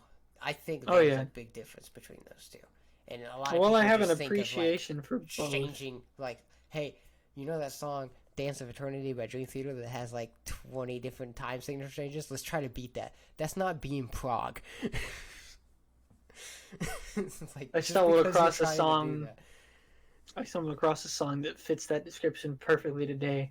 Like Dream Theater, even if you don't have the counts memorized, or specifically, Dance of Eternity, after just a couple of listens, in my opinion, you can get a feel for it. Like, you can learn to bob your head to that song, just going to be making some weird motions in the process. Yeah, but like, this song I came across flows. Yeah, but it's just like, I just kind of use that example as like some new prog people just being like, hey, let's try to top that or something. No, that's what I'm getting. Like, that's what I'm gonna dig into too. The best thing. That's not just being prog. Yeah, changing time signatures doesn't make you prog. Correct. I don't know if you've ever heard of the band Ever Forthright. Not. They had a very short run. The vocalist was like former Periphery and now former Monuments, but it was a strange project. And I put my phone on shuffle today and came across a song by them called Riot Part 1. And I swear to you, the first minute of that is just incomprehensible. Like, if you're at a concert, you have no choice but just stand there. Because you are not moving your body in any way, shape, or form to the rhythms of that. Yeah. Because it really just feels like you're being assaulted by random notes. Like, he's so quirky. Yeah. Like, hey, some prog metal songs, you can kind of take a second to kind of feel like, hey, how should I headbang to this? But it should never be like a 20-minute process. I can't headbang to this. Yeah, it's literally like, it's like, what is this? This sounds like somebody programmed a music AI to try to write a prog song. Yeah. Oh man, we're of course. Seventh wave though. Last thing I'll add, I'm gonna be using this a lot. I'm gonna get really repetitive. But the chorus is just big. It is big. It is such a full, just large sound. And I eat it up. The first time that chorus rolled in for me, I was chills. It feels like, and I think of this every time, it literally feels like you're like on a cliff face overlooking the ocean and there's just a tsunami heading your way. You don't care. You're going to kick its butt. Yeah, I will say that his vocal performance on this song was fantastic. For sure. I mean, as always. Yeah, we God, does it add a lot to that track? Vocals only off. I mean, he's amazing. But he's also a great lyricist. Lyrics are great as well. Oh yeah. So yeah. Which again, fair warning, you won't be met with that in Strapping Young Lad. Very strange, very different. Yeah. Might take me a little bit to get into them. But that's when Devi was still running off drugs. Yeah, if they are a bit more thrash metal, I'll probably dig it because I really like thrash metal. Thrash Very metal was in your one of the face. very early genres that I really got into. Because, like, the first metal band that made it click for me that I loved metal was Megadeth. So, it was a thrash band. Swaying Back to when they the wore symphony a thrash band. of destruction. Okay, so, moving on. My number 3 is Bastard. Good song. This is kind of like a fan favorite of his too, because I noticed that he plays it a lot at like concerts and stuff. Really good song, really good song. I like it. I like the groove of it, you know. And again, he's just vocally phenomenal. So yeah, I don't really have too much, which is weird because like most my favorite songs on an album, I would have a lot more to say about it, but I don't really have much to say about this song except it's just great. So, check it out. I was so deeply hoping you would mention that track. Yeah. Hey, it's awesome. Listen to it. It's awesome. Listen to this track. It's like this one was 10 minutes and then The Death of Music was right after it, which was 12 minutes. I thought that was like the two longest tracks were like also two of the three last tracks on the album. And I thought that was a really good choice. Agreed. Actually, to draw back to what I said about Protest album, it's like a journey.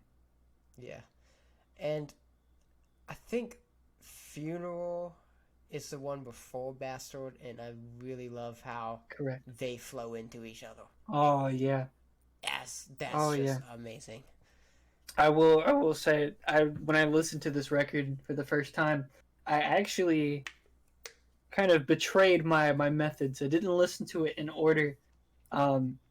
So it wasn't until far later that I discovered that Funeral transitioned into Bastard.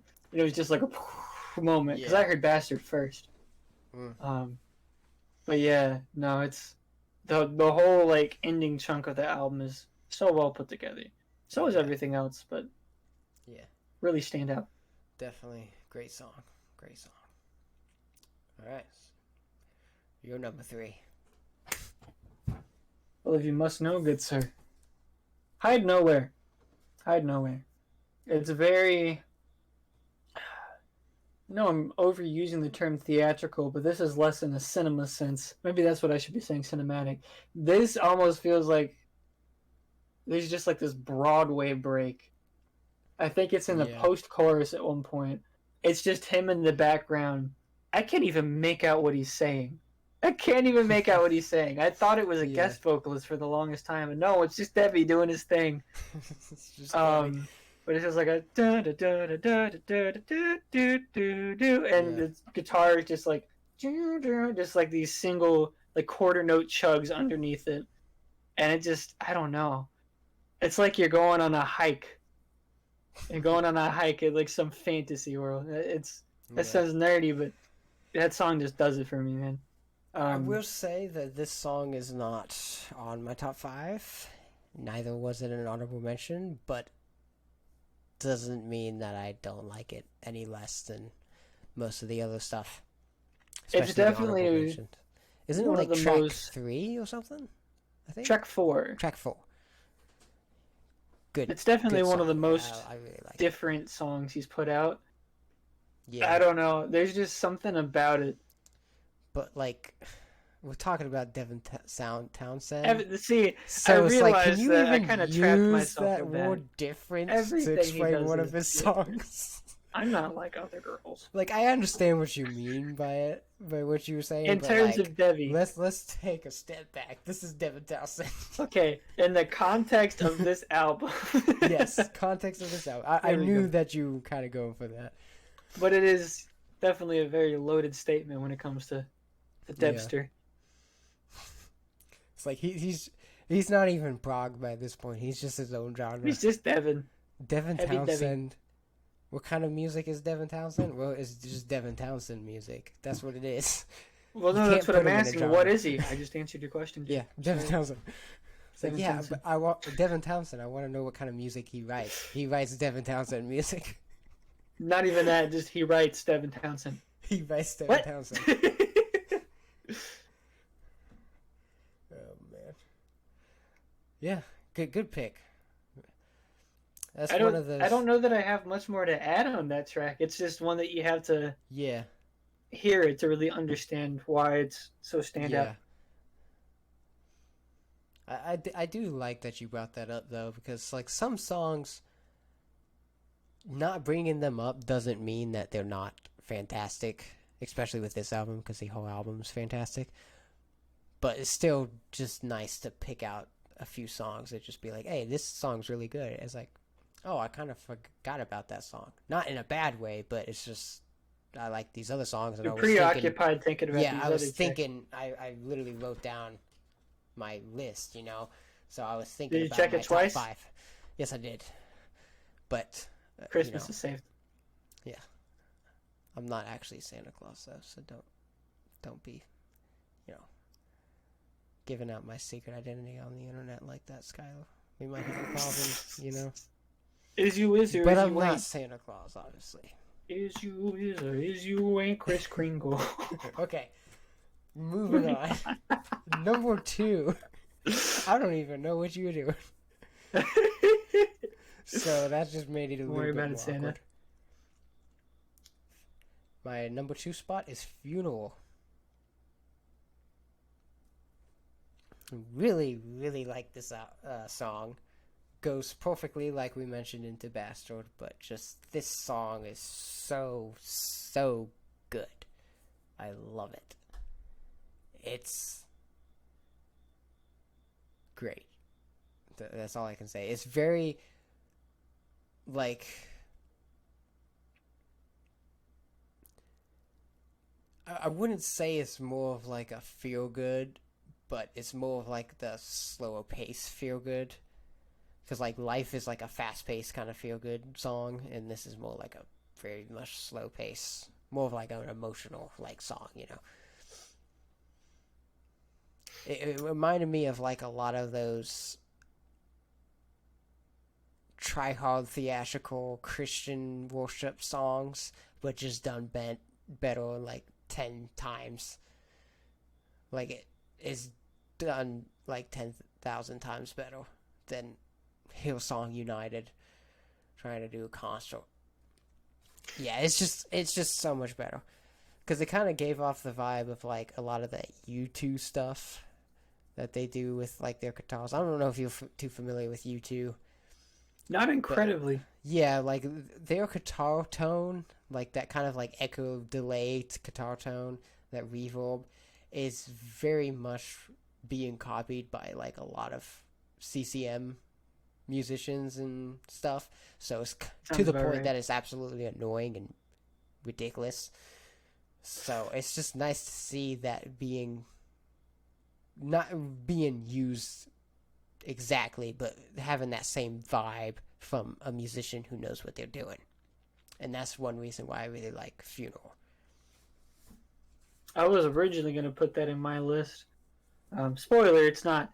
But it just, that song is, the way I would describe it in the best possible way, it's like going to sleep with a smile on your face, with how just slow and spacey and pretty it is. It's slow and like not necessarily churning, but just steady the whole song. And then once in a while, he'll just kick in, and you go from sleeping with a smile to waking up with like the right amount of energy to face the day with a positive attitude. It's like a motivational poster. It's a song. That's the best way I can put it. Yeah, it's a good song. This was even if it is called one Funeral. of the longer tracks as well, and I think that's... Oh, yeah. It clocks in at 8 minutes. Yeah. I like that, like, the 3 longest tracks are back-to-back with each other. There's Funeral, then Bastard, then Death of Music. Not to mention how well they complement one another. Oh, yeah. It's great. Like you said, excellent design choice, we'll say. Oh, yeah. This is one of... doesn't happen too often, especially with like the metal scene and just albums I like anyway. But this is an album that I prefer the second half over the first half. Like, that doesn't happen often. It's great. See, I'm torn. I'm 50-50 on this album because the beginning and end are both like these strong suits Yeah. to me. But I just say that because most of my top 5 list is from the second half. Like Death of Music, Bastard, Funeral, they're all there. For me, Kind it's of vice backwards. versa, but we'll get into that. Yeah. So yeah, that was my number 2, Funeral. So I guess I've inadvertently made that an honorable mention. Did I throw that in? Was that one of mine? I think you did. You know what it was, and I said I wasn't going to elaborate, and then I elaborated. Oops.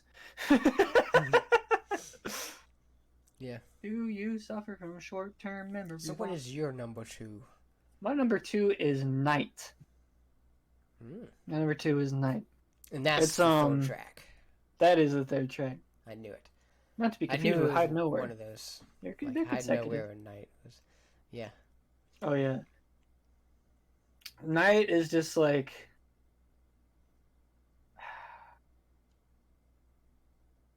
I can't keep using the word theatrical, man. I Well, I can't. mean, it's a But very that- theatrical album. For what so, it's I mean, worth, that does encompass the whole album, I guess, yeah. Yeah. But it really just feels like it's straight out of, like you were saying, with the synth work, straight out of like a 90s like movie soundtrack or something. Yeah. Maybe you can go back and say 70s or 80s movie soundtrack with the synths alone. Like, this is a chase scene. This is a man jogging to change his life for the better, you know? Yeah. It's the scene from what is it, Forrest Gump, and he's just going. This is the perfect soundtrack to that. Yeah. I really And- liked the lyrics to this song as well. Oh yeah. Very Pretty very good. poetic. And oh,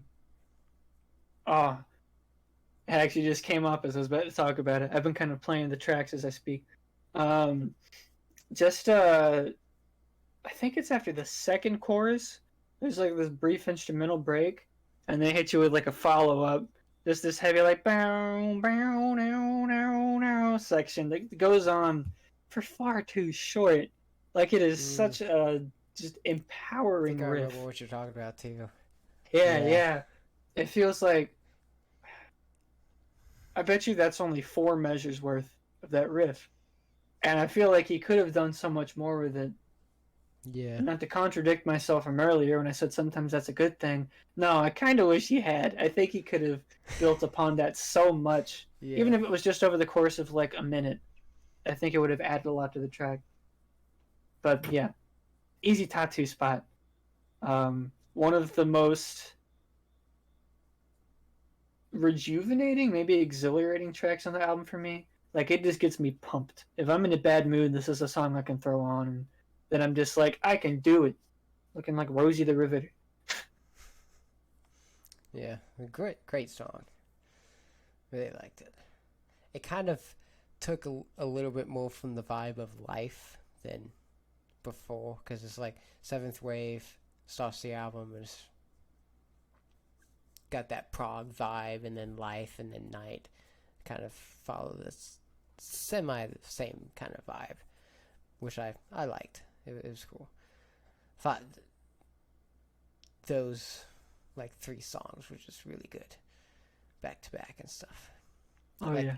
Like some albums I would be like, yeah, you could have changed this one to over here or this one over there, but like this album I'm just like, just leave it be. Leave it be. It's perfect. The structure of the album is perfect. Indeed. Yes. Indeed. Okay, so number 1. Regulator. I can't do this forever. Really? Really? I actually would not have expected that. Yeah, I noticed that it was the song that I keep going back to and keep getting stuck in my head, so I was like, I'm gonna have to go with this one for number 1. I love that. Well, I like that he says it twice at the beginning, like as the start of the verse and stuff, but when he does it for the chorus, it's just so powerful, and It's like I you're love soaring, dude. I love it. I can't get enough Makes you of this think of song. just Supermaning. Yeah, it's great, and it's also one of the it's Regulator, Funeral, Bastard, and Death of Music. All 4 of the songs are back to back near the end of the album, and they're all 4 in my top 5. And then you got Life, which is like track 2, so that's kind of like a little weird. But yeah, the majority of my favorite songs on the album are on the second half, so that's why I like the second half more. That's my explanation. First half is still fantastic, though. Thank you for coming to my TED Talk. Yes, thank you. But yeah, Regulator, great song. It's a great jam. I really like the intro, how he kind of screams a couple times to kind of build up the next riff, I really like that. Setting the scene. Yeah. Just love it. It's kind of, right now I haven't heard a wide variety of Devin Townsend stuff, but it is becoming one of my favorite Devin Townsend songs. So it's great. That's my number 1.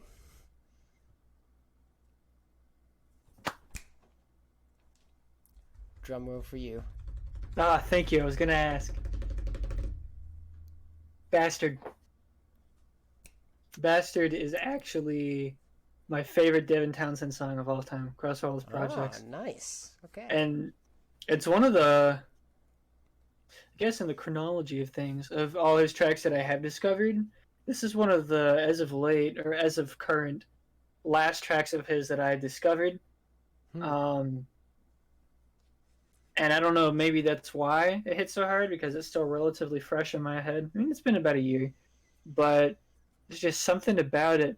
It's 10 minutes, but it feels like 5 to me, which shouldn't make sense because it's very churning and slow. Tempo does not move. It stays super slow the whole way. There's a brief period at the end where he just does double time for a little bit. But other than that, it's just this slow churn, like do. Yeah. And that's the beauty of prog music. Oh yeah, and even vocally, a lot of the I guess stanzas, a lot of the verses are very similar to one another, structurally, rhythmically, melodically. They're all pretty similar.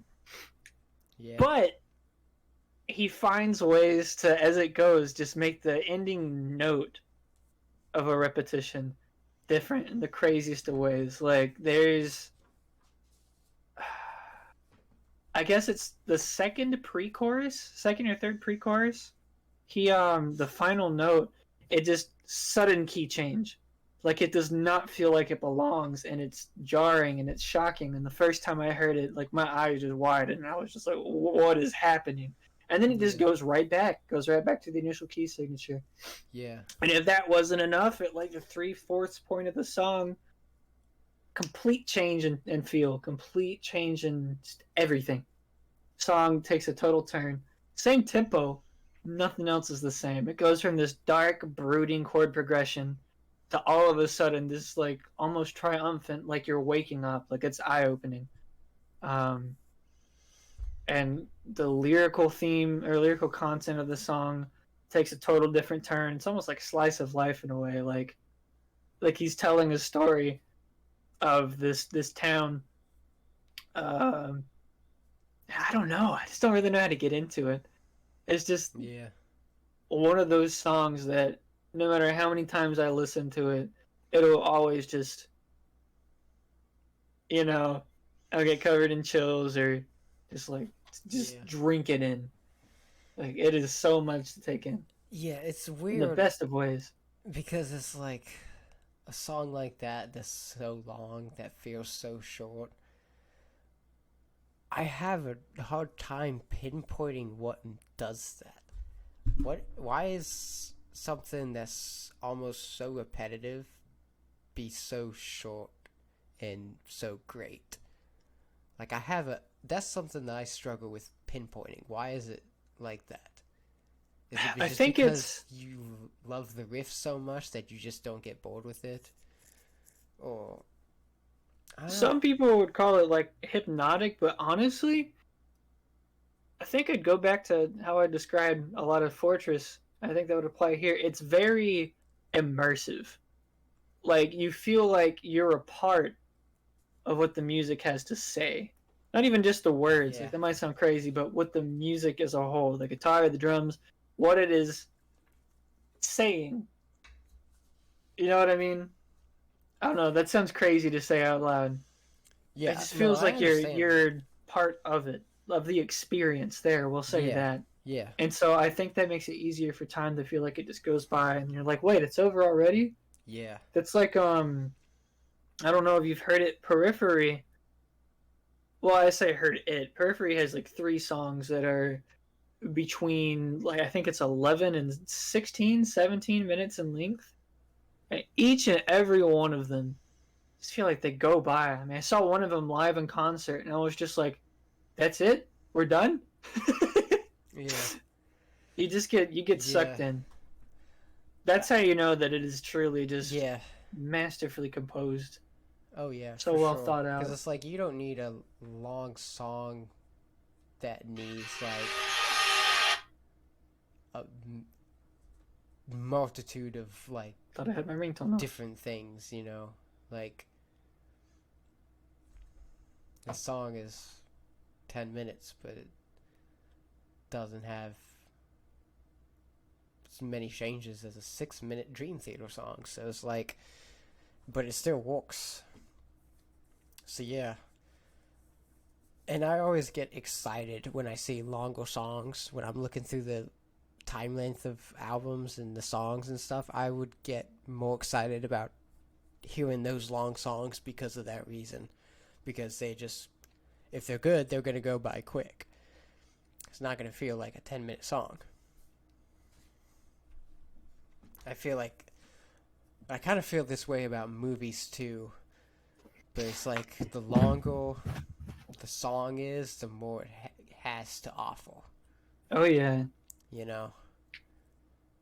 And most of the time, that's a good thing. Typically. Yeah, because I listen to good music. I don't listen to bad music. I ain't deal with all that crap. No, I'm just kidding. I mean, if you really think about it,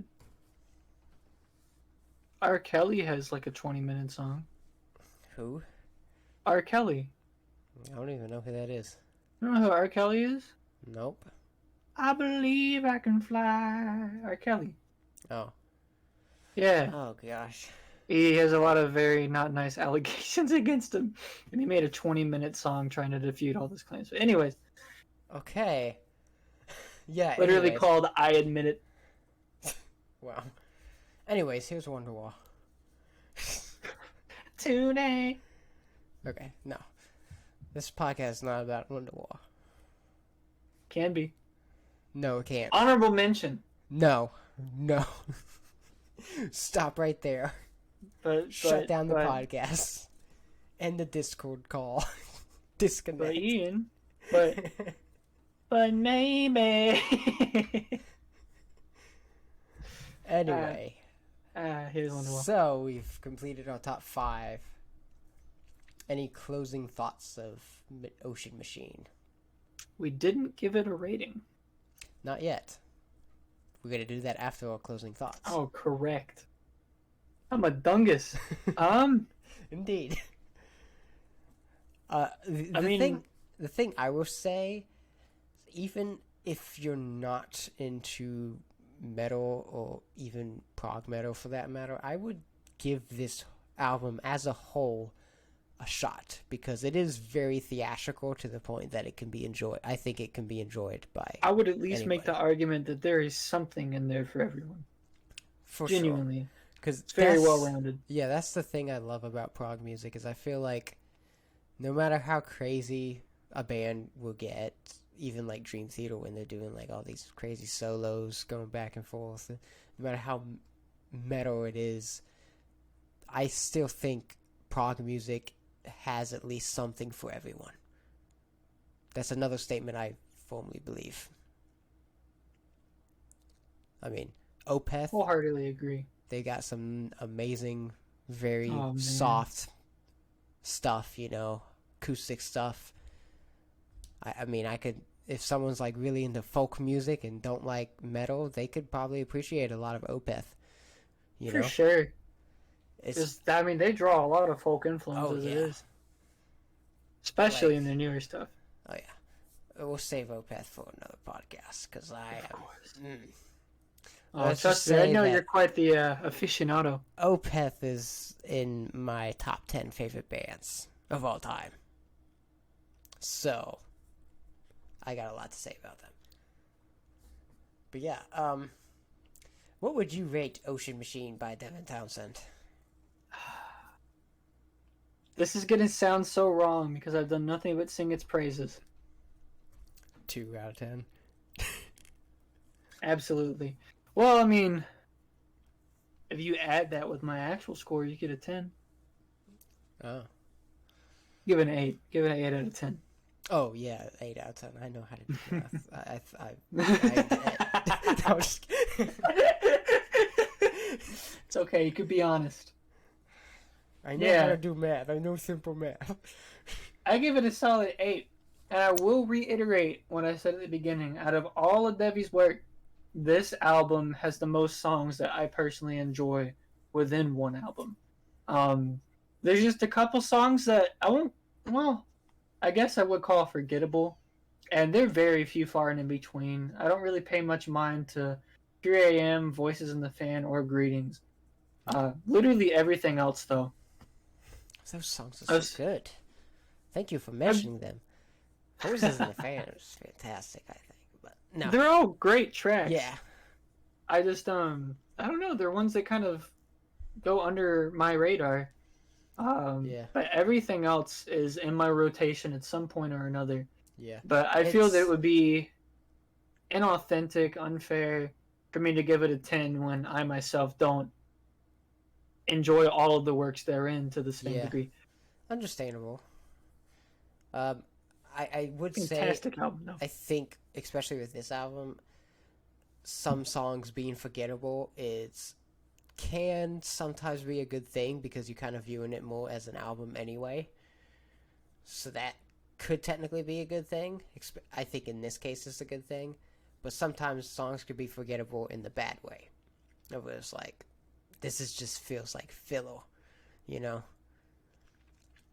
But like, Voices in the Fan, Greetings, 3 a.m., those ones that you mentioned, they don't feel like filler. They feel like a part of the album. And that's because you're listening to it as an album.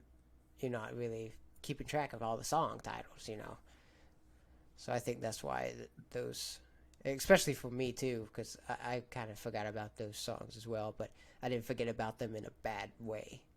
Yeah. I just kind of forgot about them because I'm viewing this whole masterpiece as an album, My rating would be a 9 out of 10. That's actually what I was betting on over here. Yeah. Not a 10 out of 10, because I wouldn't say it's perfect from my personal preference, but very solid. 9 out of 10 is a near perfect score. I would definitely use the word, I don't know if, can't really use the word masterpiece with a 9 out of 10 because that's penultimate, kind of contradicting, but it's fantastic. I'd say that. Fantastic. If we had to put the numbers into words, masterpiece or flawless would be 10 out of 10. Fantastic would be 9.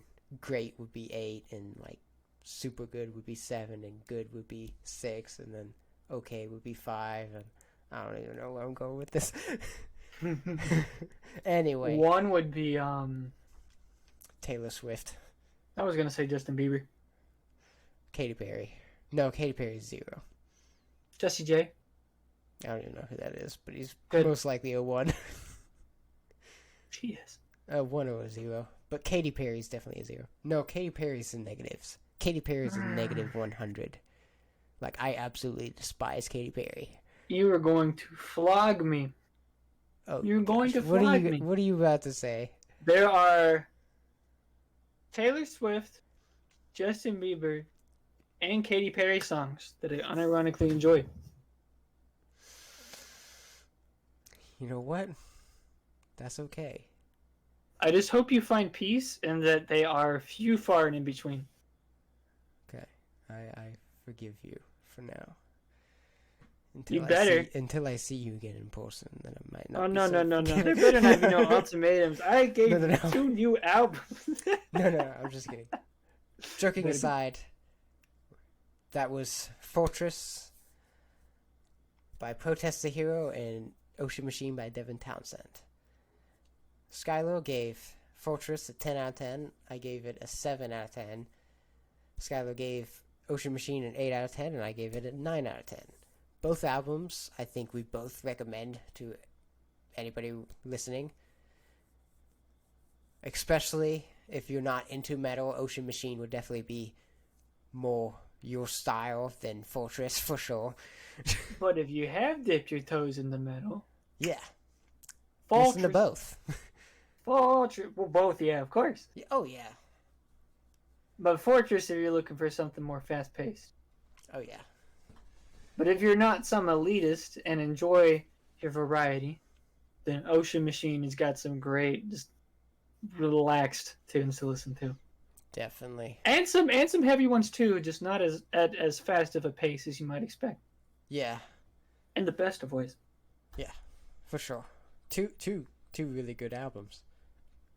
So, any closing thoughts on this podcast? Anything you want to add? Give in to Ziltoid the Omniscient. Yes. And if there were 2 omnisciences, he would be both of them.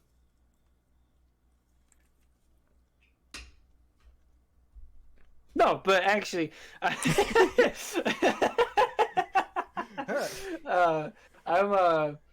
don't know. Great albums, again, like he just said, I'd recommend, and I am very grateful, that I got to introduce you to 2 things that you haven't heard. Kind of didn't expect that twist of fate. Thank you. And no, thank you. I'm equally glad that you enjoyed them as I had hoped you would. Yes. I was anticipating some resistance on Protest, but yeah, I kind of figured Protest. Yeah, but that's to be expected. The fact that it at least stood out to some extent to you, it's kind of what I was aiming for. Especially in front of a live studio audience. Mm-hmm. So thanks for being part of this podcast as well. Thank you for having me, dear friend. Episode 6. This has been fun. Yeah. Which one is that? It's not Phantom Menace. I don't know my Star Wars. Return of the Jedi. What the heck? I knew you would. Phantom Menace is the first one, isn't it? Phantom Menace? Yes. What? It's completely off the track of music. It's close enough. Anyway. At least it wasn't the death of music. Yeah. Hey. Anyway. So, indeed, his Skylo's leaks will be in the description. Give him a follow on Twitch. I ain't quite this rowdy on there, but I hope you'll enjoy. Thanks again for joining me on this episode. And I'll see you for having me, dear friend. Everybody in the next episode. And you might see him again in another future episode. Who knows? Might be around. Thank you for watching.